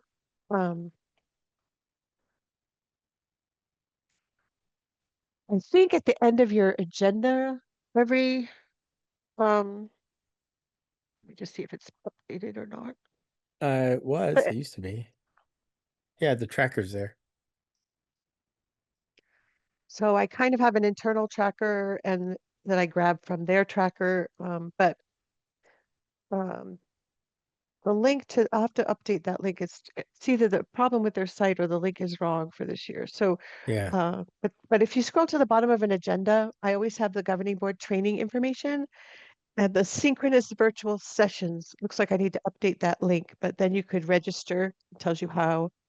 And if you want to do the ones in Canvas, it tells you how. So let me update that link and then you'll have it on that agenda. On any agenda going forward, starting with today's. Cool. Okay. All right. What's next? I'm sorry, I just lost my agenda. What else did I have? Oh, yeah. Legislation regarding ERB. Yeah, I guess it's not actually legislation, it's rule, I think. But either way, when I say we all, Jake and Latasia and I all went to, and some folks from the VHIL group went to a presentation put on by the New Mexico Education Retirement Board, or ERB. And they've advised us that there will be penalties assessed for failing to correctly include or identify individuals on the work report. Now, the work report is handled by your school business official. So we have asked to have Jake and or others copied on that message. Those work reports are submitted from your school business official. So in this case, the VHIL group now to the ERB. And we've asked we want to get added to the notification about those, both if there's any errors reported or a copy of the reports. So what they're told us is that if we fail to properly identify or include individuals, there are going to be these fees assessed. And I think it's worth bringing up to you for consideration and maybe for a future agenda, because these failures could be due to lots of things. Could be a school business official error, could be a school error, or it could be an employee error. So I'm going to talk about why I say that. But in which case, who pays the fee is kind of what I'm asking. And is it always going to be the school, or do we need to have something in the contract with our school business official, dependent on who's negligent or made the error? So it appears from what I heard, and Jake, please correct me if I'm wrong, but it seems like the biggest issues were in relation to return to work employees and include also errors in these job classifications and job category codes. So, which someone asked if they would add that to the ERB form, and they're like, no, well, that doesn't make sense. But anyway, we need to start capturing and being sure we're reporting appropriately and maybe a little oversight of our school business officials' work report to make sure these are correct because they don't really know the people and they're relying on our information and or they haven't asked the question. So job classifications are pretty simple. Those can go by whatever our titles are pretty much. I think that there's probably not much error there for K to 12.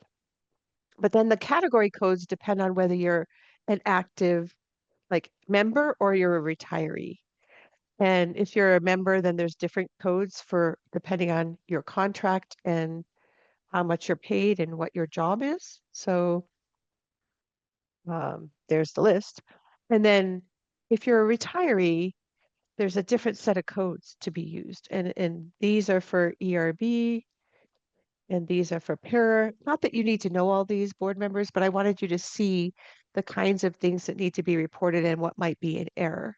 So the problem with retirees is they don't always tell us. So for example, we just hired an employee recently in Albuquerque who is a retiree but didn't mention it.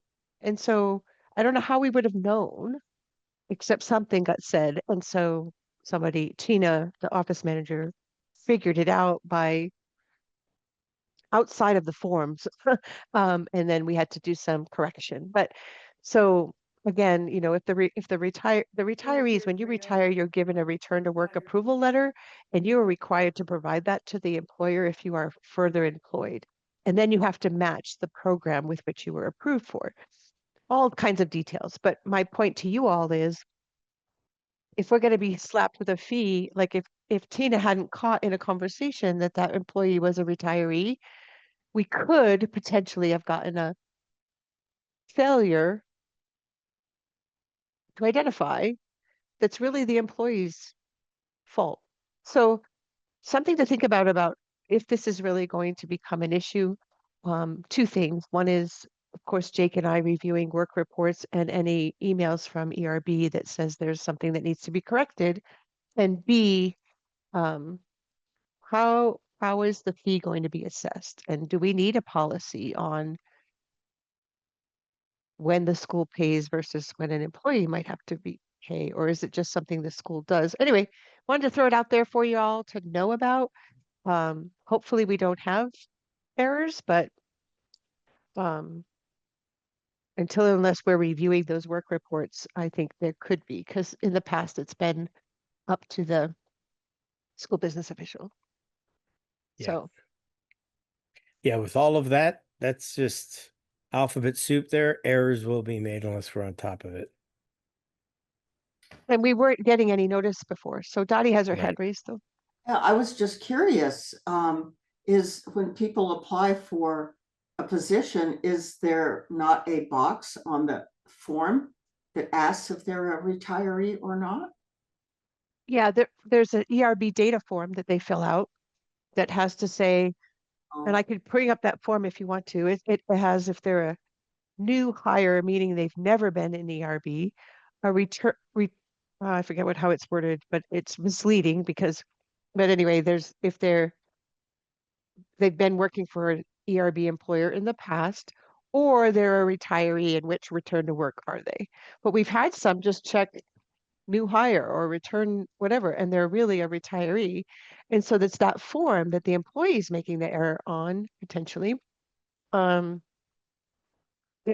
led to this problem that the one example I shared with you just now. But we've had similar issues in the past with other people where Axiom didn't report correctly. So, but hopefully that's not going to happen. But also, I think we were not, at least I was not aware. I don't think Jake was either of this, the details in this work report, nor when the emails come from ERB that there's a potential error that needs to be corrected before the reporting window, the 15th of every month. We weren't getting those notices, so we're working to correct that. And as a note, I will mention that Evan Worth from the VHO group was there and mentioned to me when I spoke with him afterwards, he's never seen any of these notices either.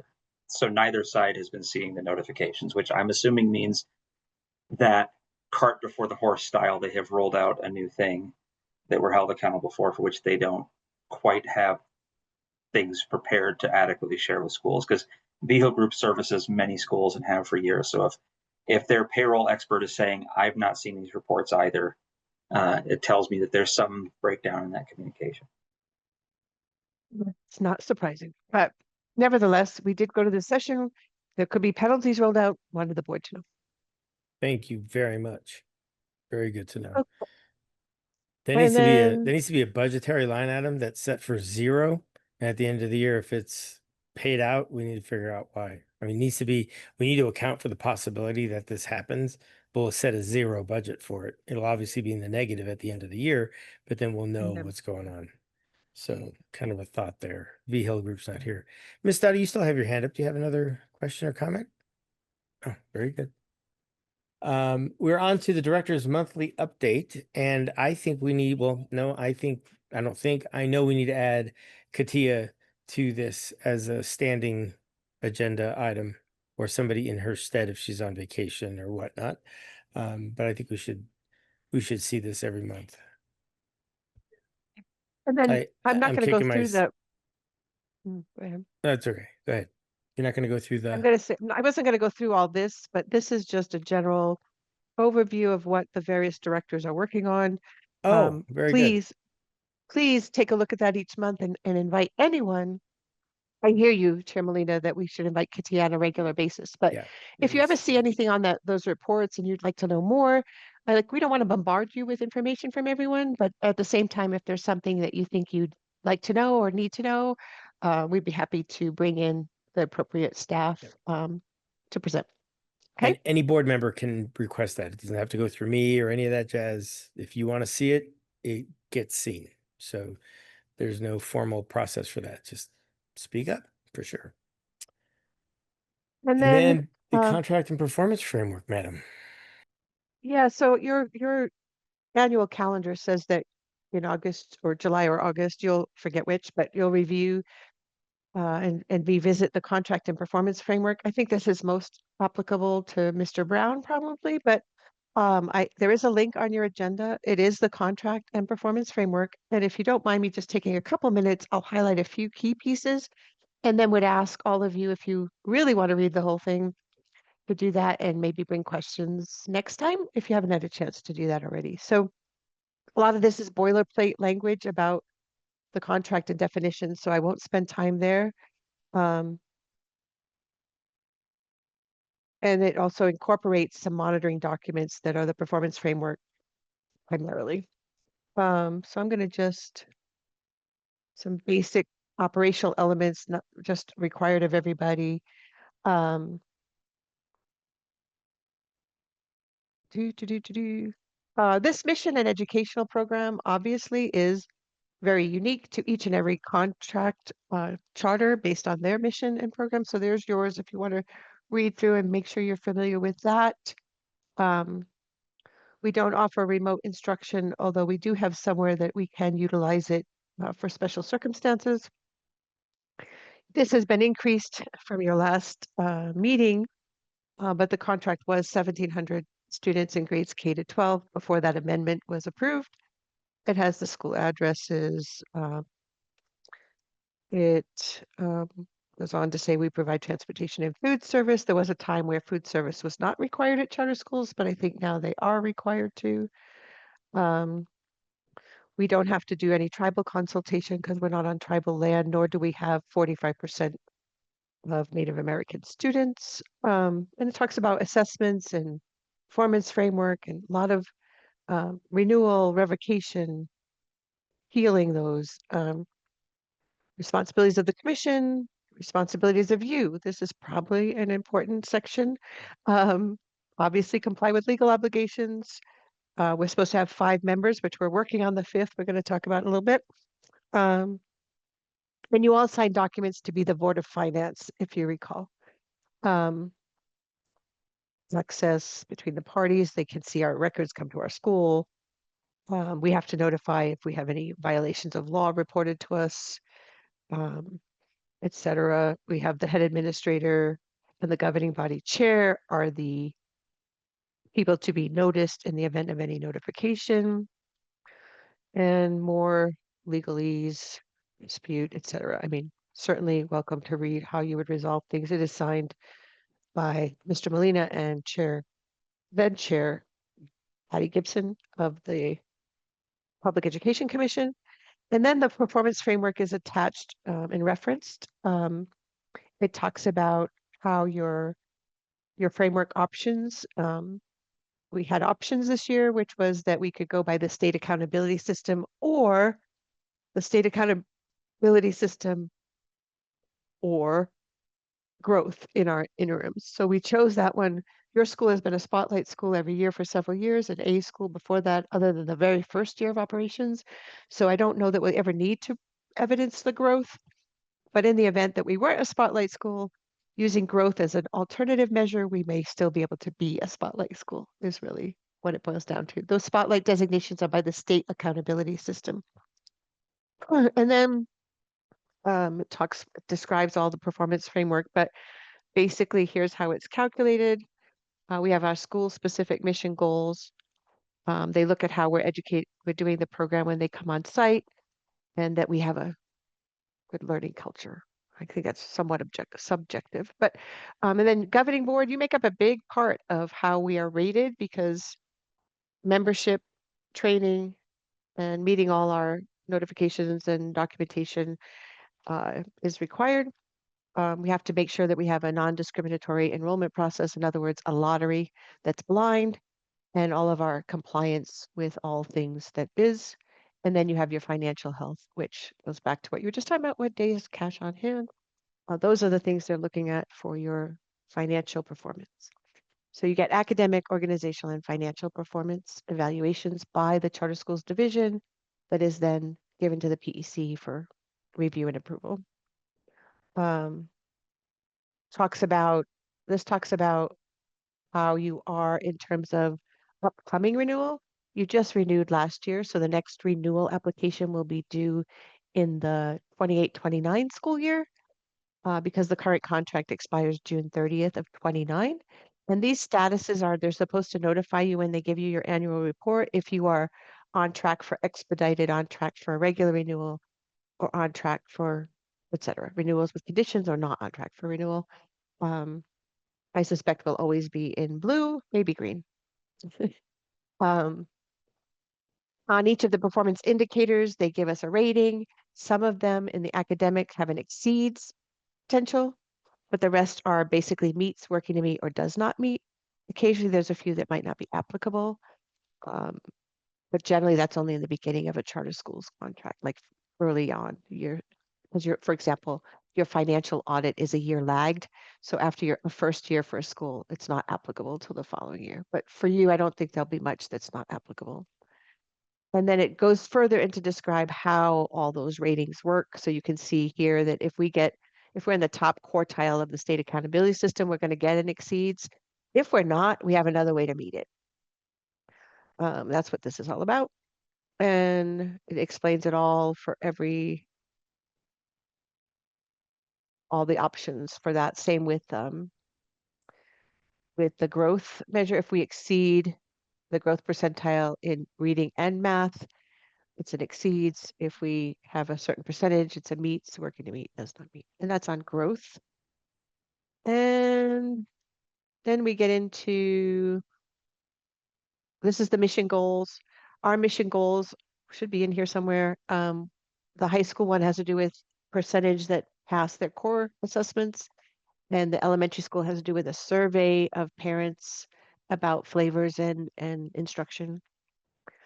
And again, each of these goes into detail about, remember I mentioned under governing board, there was membership training and meeting transparency and documentation. So each of these gets a rating, and ultimately we get a report that has all of those very colorful chart for each of these. But if you want to read a little bit more about what they all are, this describes, here's the financial section, how you get it meets, working to meet or does not meet going forward. And last is there's our mission specific goals, which I said this is about the percentage of for grades 6 to 12, the percentage that pass, and by pass, that's our passing, 70% for grades 6 and 7 and 80% for grades 8 through 12. We report that. And then we also report at the end of every year the satisfaction from the parent survey regarding flavor and teachers' feedback. And then this is just the attachments regarding the Board of Finance and other attachments that were attached to the original contract, which have been changed as board members change anyway, but this is the original. So just want to make sure you're aware of the existence and some of the content there. And if you want to, spend an evening before you go to sleep reading all that, welcome to. But I would happily entertain questions now or in the future about either of the contract or the performance framework. Same. And maybe when because we have, I'm sorry? I was gonna say same because I'm quite well versed in all of that as well.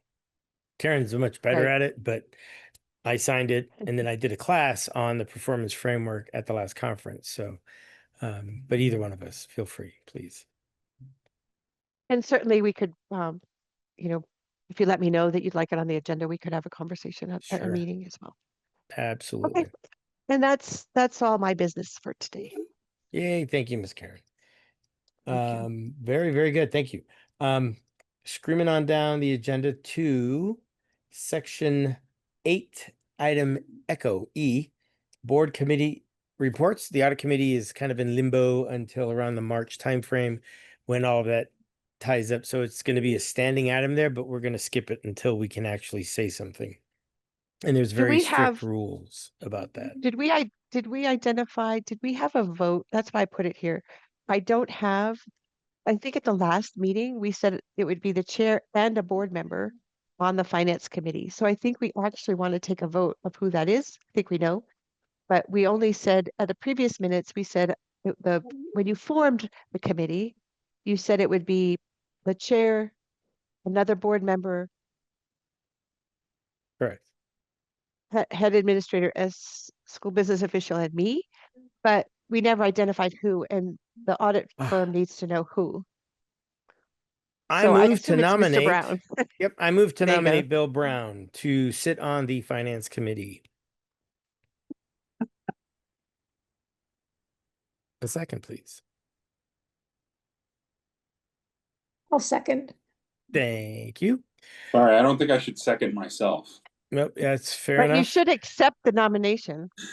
Yes, Mr. Brown, will you accept the nomination? Yes, I'm willing to. I'm willing. Outstanding. Ms. Dottie, would you please conduct a roll call vote to bring Mr. Bill Brown onto the finance committee?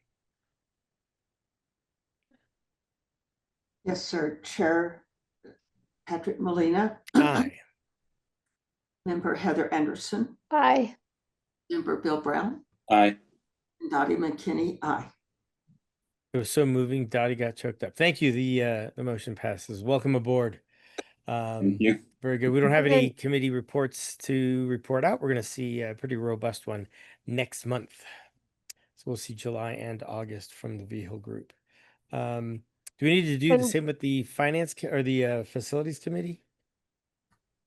No, you and the facilities committee, you already named, I think, because I already have them listed on the website, Heather, Heather Dottie, and Dottie. Jake, and Ralph. Yes. And your audit committee is Mr. Melita, Miss McKinney, a parent named Monica Navarro, and then Aaron Hamilton, Correct. as well as Jake and actually both the VHIL group and Axiom because of The we're doing crossover. last year's audit and me. Yep.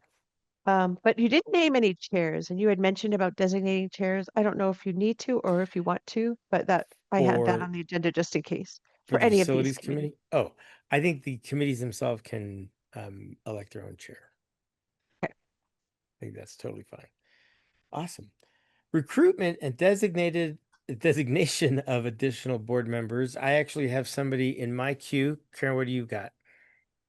I have two former graduates who are interested, but I'm waiting to hear back. I've called about 12 that were referred to me. happy to call more if you want to, but I think it'd be fabulous to have a graduate on the board. But whether you add I don't know if the other person you're thinking of is a graduate or someone else, but it does nothing to stop us from adding more than one more person. Sure, Uh, absolutely. but I don't have somebody to bring forward. My last message to them was to let me know if they wanted to meet, and I'd like them to meet with you, Chair Molina, before we bring them to a board meeting. So Absolutely. Miss Anderson brought a possible candidate up, and I reached out to her today, and she actually reached out to me. We're playing tag. So we're gonna hopefully have a conversation together. Her name is Jan Schubert, and she's an educator. She did 20 years at Dennis Chavez, 5 more years at Kids Under Construction, which is a preschool here in town, and is currently retired and looking to maybe get back into the game. So I let her know that I would happily have a conversation with her about the roles, responsibilities thereof of being a board member, and asked her to come up with a resume. She says it's been since the dark ages since I've needed a resume, so let me blow that thing off and update it. So we'll see. We'll see if she decides to move forward. So I'm in pursuit of Miss Jan.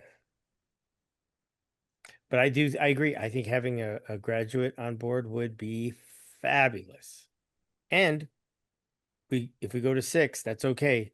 So what happens is if we have an even number of board members, I only vote for a tiebreaker.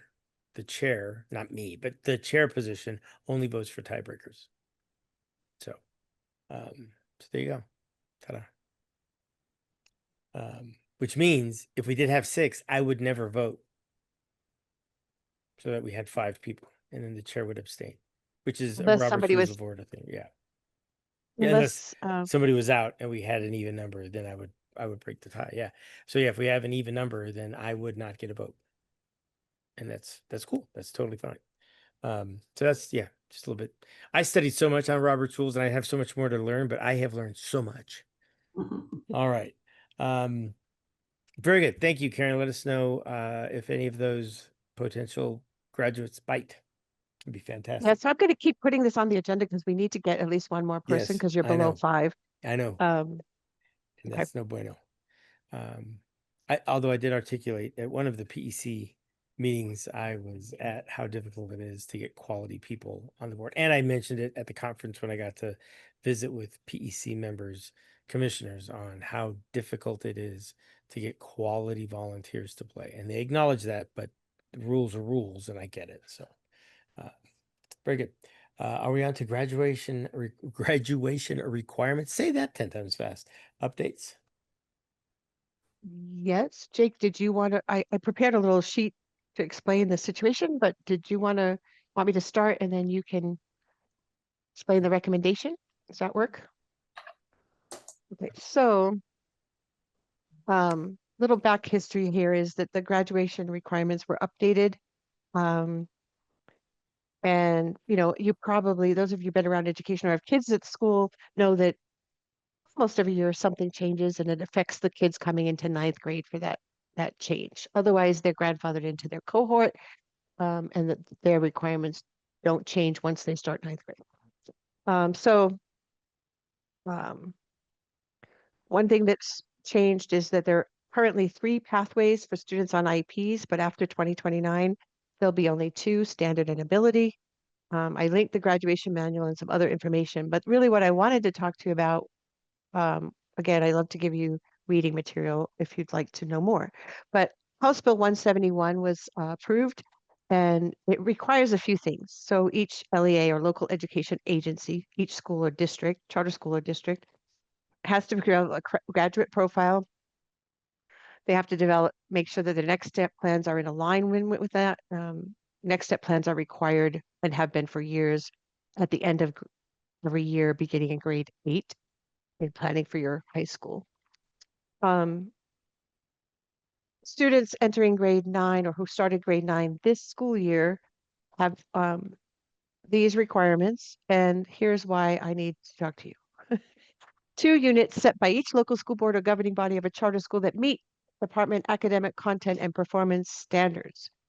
And then there's also a note that if they completed at another school and then come to you, they should get credit from their other school. But And doesn't mean you can't do more than this in your graduation requirements, and it doesn't mean, um, we should still have opportunities for other things that aren't listed here, which we do. So I know the school, Jake is recommending, and I'll defer to Jake about the 2 units that you want to have for local. It's a big part of our model and why we already do require it, but why we want to make those. Turn over to Jake about how we want those 2 units to look. Sure. And so for us, it's the majors that we have. All students are required to take 2 years worth of majors courses. That would fulfill our 2 units. It's already built into what we have them take. And for us, we felt that if you're talking about matching the model of the school, they must have majors in each department. And so that sort of matches the tryout, lots of little things.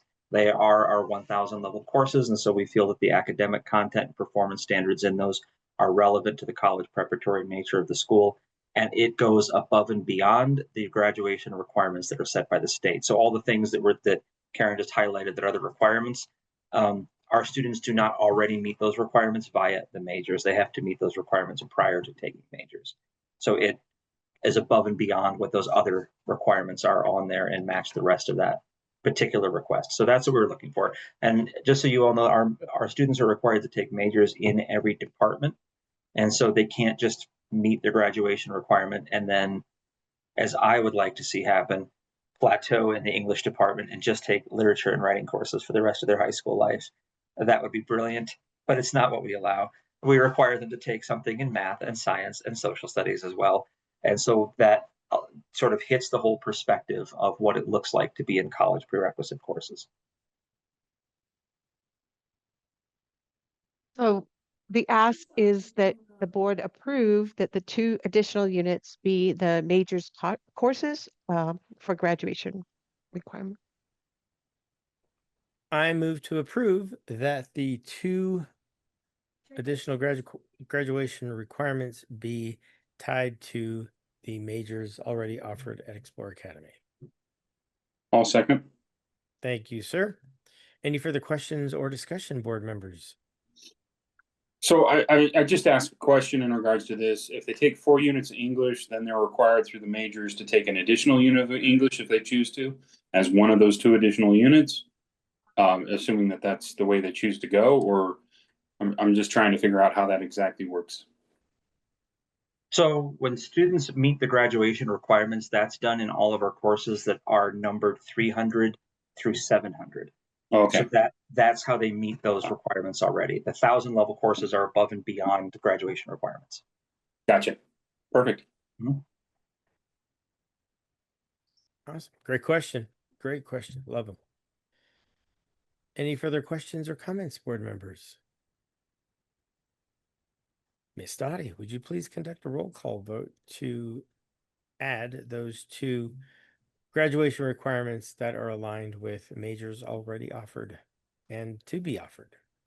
Yes, sir. Patrick Molina, Aye. Heather Anderson, Aye. Bill Brown, Aye. and Dottie McKinney. Aye.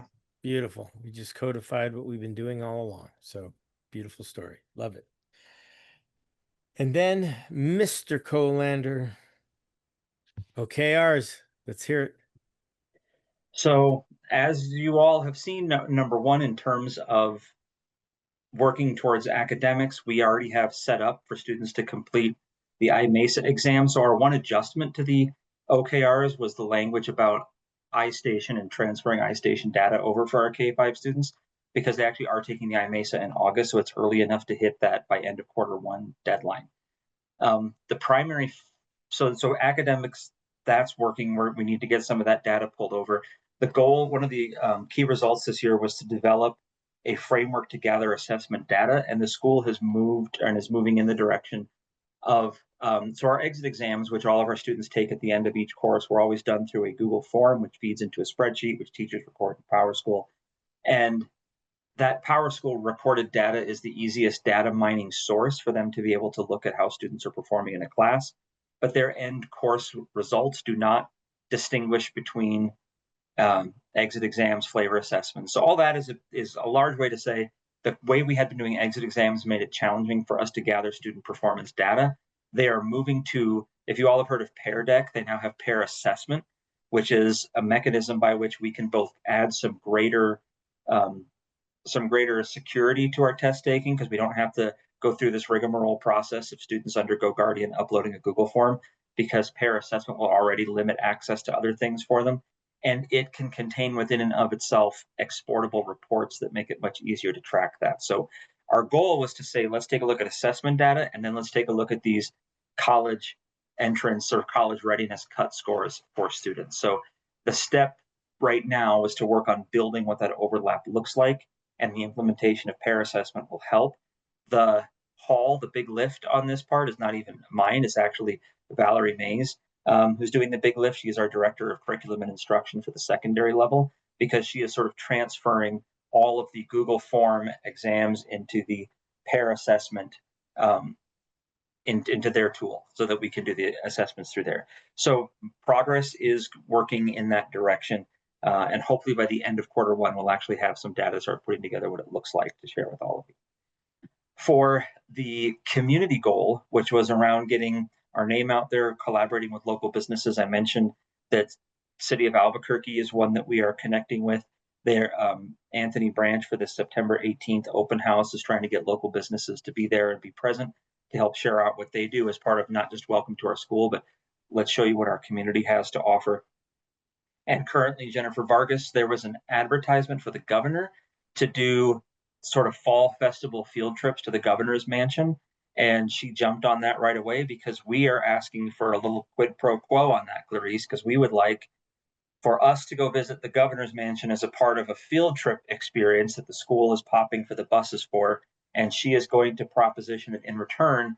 The governor and her office come visit our school and come see what we're doing at Explore Academy in Albuquerque. So we're hoping to two birds, one stone with the bringing people in, but also making something that's to put out there. So Principal Vargas has been attending those meetings and communicating with that team to get that arranged. We submitted the proposal to have buses take fifth graders up there for that tour of the mansion. So we're hoping to get all that figured out. So she's working on that on her end, as well as that sort of literacy tailgate party thing that they're planning to do that coincides with the opening of the library at the K5. So all that is community building and outreach and trying to get our name out there in lots of positive ways, and not overt ways. Like I don't want to feel like we're wandering into the space of selling ourselves in a way that's a little over-aggrandizing. I think what we're trying to do is form natural and lasting bonds with people within the community, so that in and of itself helps to spread the name of Explore Academy. And then the third one, which was our goal for students retaining, having our retention goal, which is around passions and interests.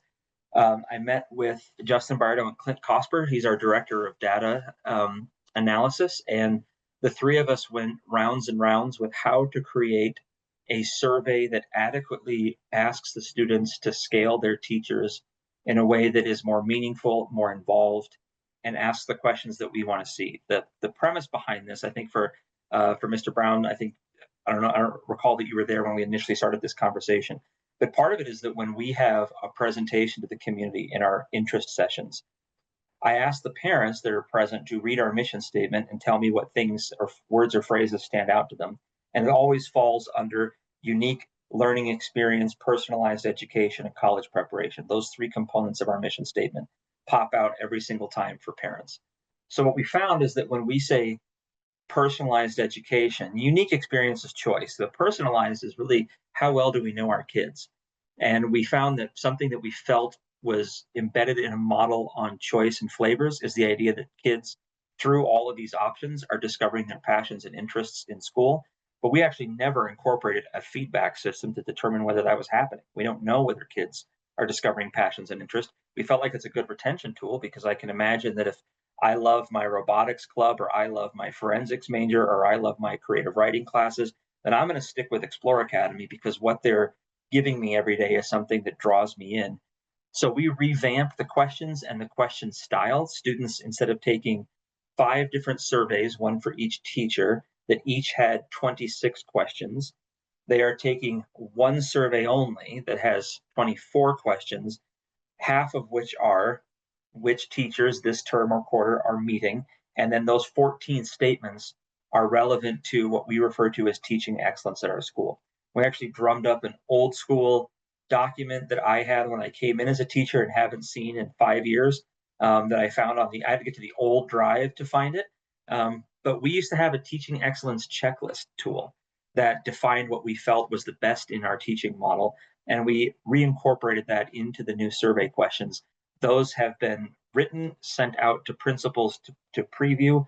I did a sort of an all call for any staff feedback on those survey questions, only at our 612 because that's students only. But we're ready to roll with a whole new survey that's going to be going out to parents or to students to fill out for teachers. Our term ends on the 29th is the last day of the term.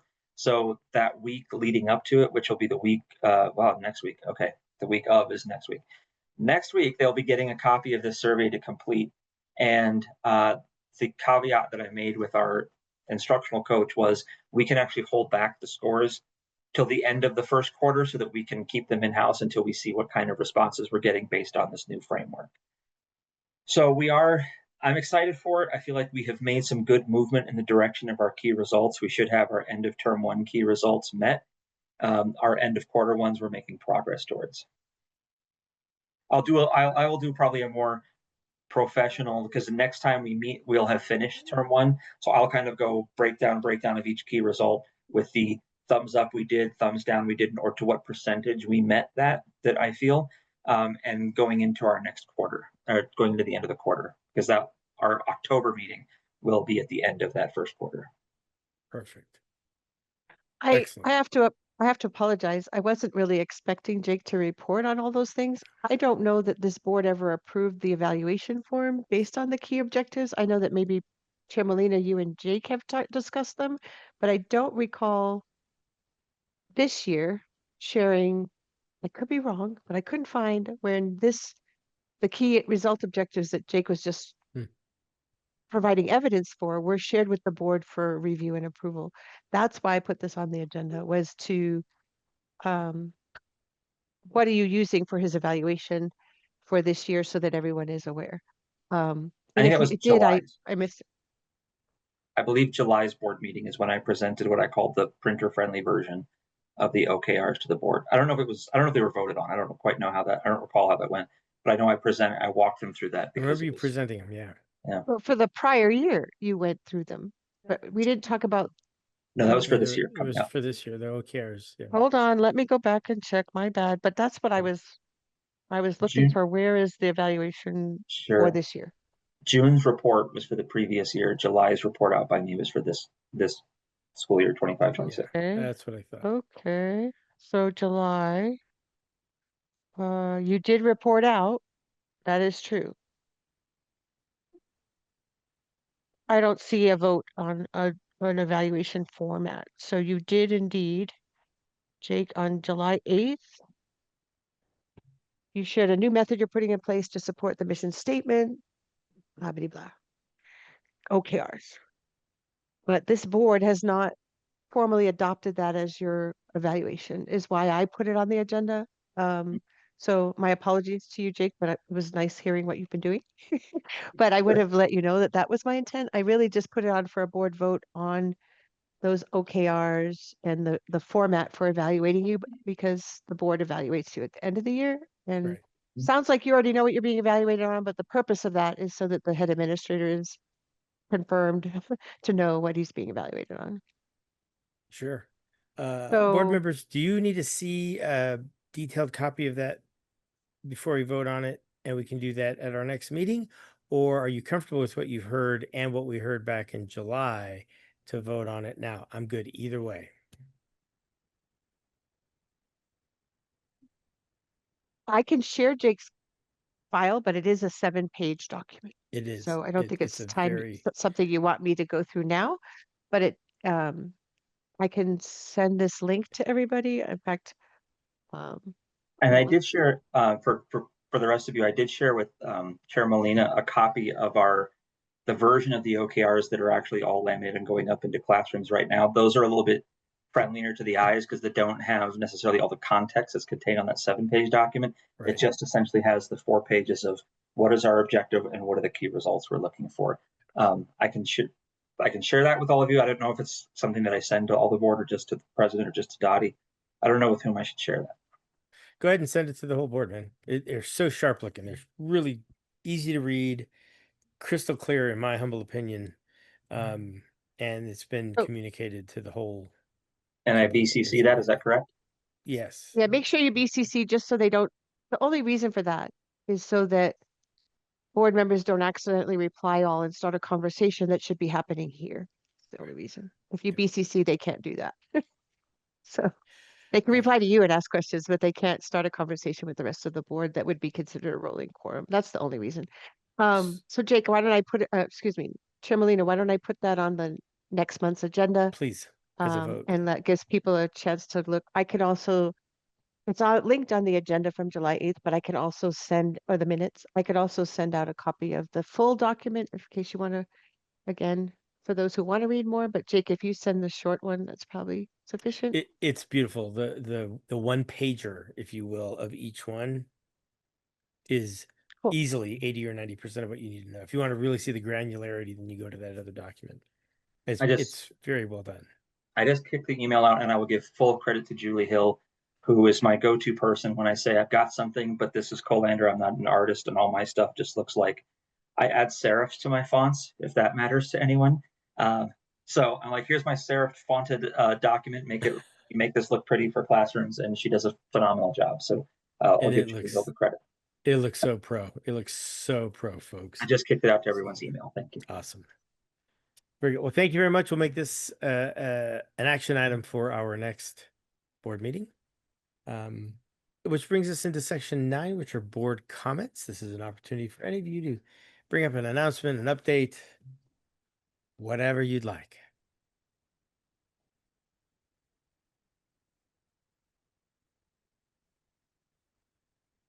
Patrick, Well, I just, sorry, do you have something? No, go ahead. Go ahead. Okay, I was just going to say, just so everyone knows, I will be out of the country in September, but I should be able to join the meeting via my phone, assuming that the internet connection works. All right. Thank you so much. That's really good to know. Wow. How nice. That is awesome. That's fantastic. Very good. Very good. My comment is, as always, to thank each and every one of you for your time, your dedication, and the talents that you bring to this board and to the school. We cannot do this without each and every one of you. Thank you. Thank you. Thank you. All right. Having said all of that, if there's no further discussion on item number 9, I'd like to adjourn this meeting at 7:16. Our next regularly scheduled meeting is Tuesday, September 9th, where Heather will be bouncing around Europe at 5:30. Meeting adjourned. Thank you all so very much. I will see you in just a few weeks. Thank you all. Y'all. Thanks. Thank you. Good night. The agenda. So my apologies to you, Jake, but it was nice hearing what you've been doing. But I would have let you know that that was my intent. I really just put it on for a board vote on those OKRs and the format for evaluating you because the board evaluates you at the end of the year. And Right. sounds like you already know what you're being evaluated on, but the purpose of that is so that the head administrator is confirmed to know what he's being evaluated on. Sure. Board So- members, do you need to see a detailed copy of that before we vote on it? And we can do that at our next meeting? Or are you comfortable with what you've heard and what we heard back in July to vote on it now? I'm good either way.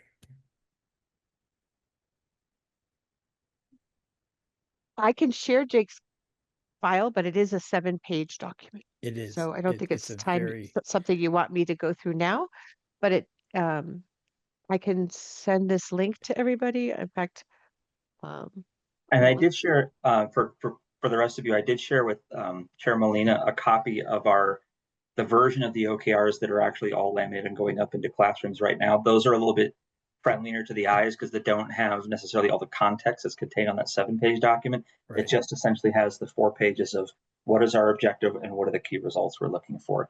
I can share that with all of you. I don't know if it's something that I send to all the board or just to the president or just to Dottie. I don't know with whom I should share that. Go ahead and send it to the whole board, man. They're so sharp looking. They're really easy to read, crystal clear, in my humble opinion. And it's been communicated to the whole. And I BCC that, is that correct? Yes. Yeah, make sure you BCC just so they don't, the only reason for that is so that board members don't accidentally reply all and start a conversation that should be happening here. That's the only reason. If you BCC, they can't do that. So they can reply to you and ask questions, but they can't start a conversation with the rest of the board that would be considered a rolling quorum. That's the only reason. So Jake, why don't I put it, excuse me, Chair Molina, why don't I put that on the next month's agenda? Please, as a vote. And that gives people a chance to look. I could also, it's all linked on the agenda from July 8th, but I can also send, or the minutes, I could also send out a copy of the full document in case you want to, again, for those who want to read more. But Jake, if you send the short one, that's probably sufficient. It's beautiful. The one pager, if you will, of each one is Cool. easily 80 or 90% of what you need to know. If you want to really see the granularity, then you go to that other document. It's very well done. I just kicked the email out, and I will give full credit to Julie Hill, who is my go-to person when I say I've got something, but this is Colander. I'm not an artist, and all my stuff just looks like I add serifs to my fonts, if that matters to anyone. So I'm like, here's my serif fonted document. Make this look pretty for classrooms, and she does a phenomenal job. So I'll give Julie Hill the credit. It looks so pro. It looks so pro, folks. I just kicked it out to everyone's email. Thank you. Awesome. Very good. Well, thank you very much. We'll make this an action item for our next board meeting. Which brings us into section 9, which are board comments. This is an opportunity for any of you to bring up an announcement, an update, whatever you'd like.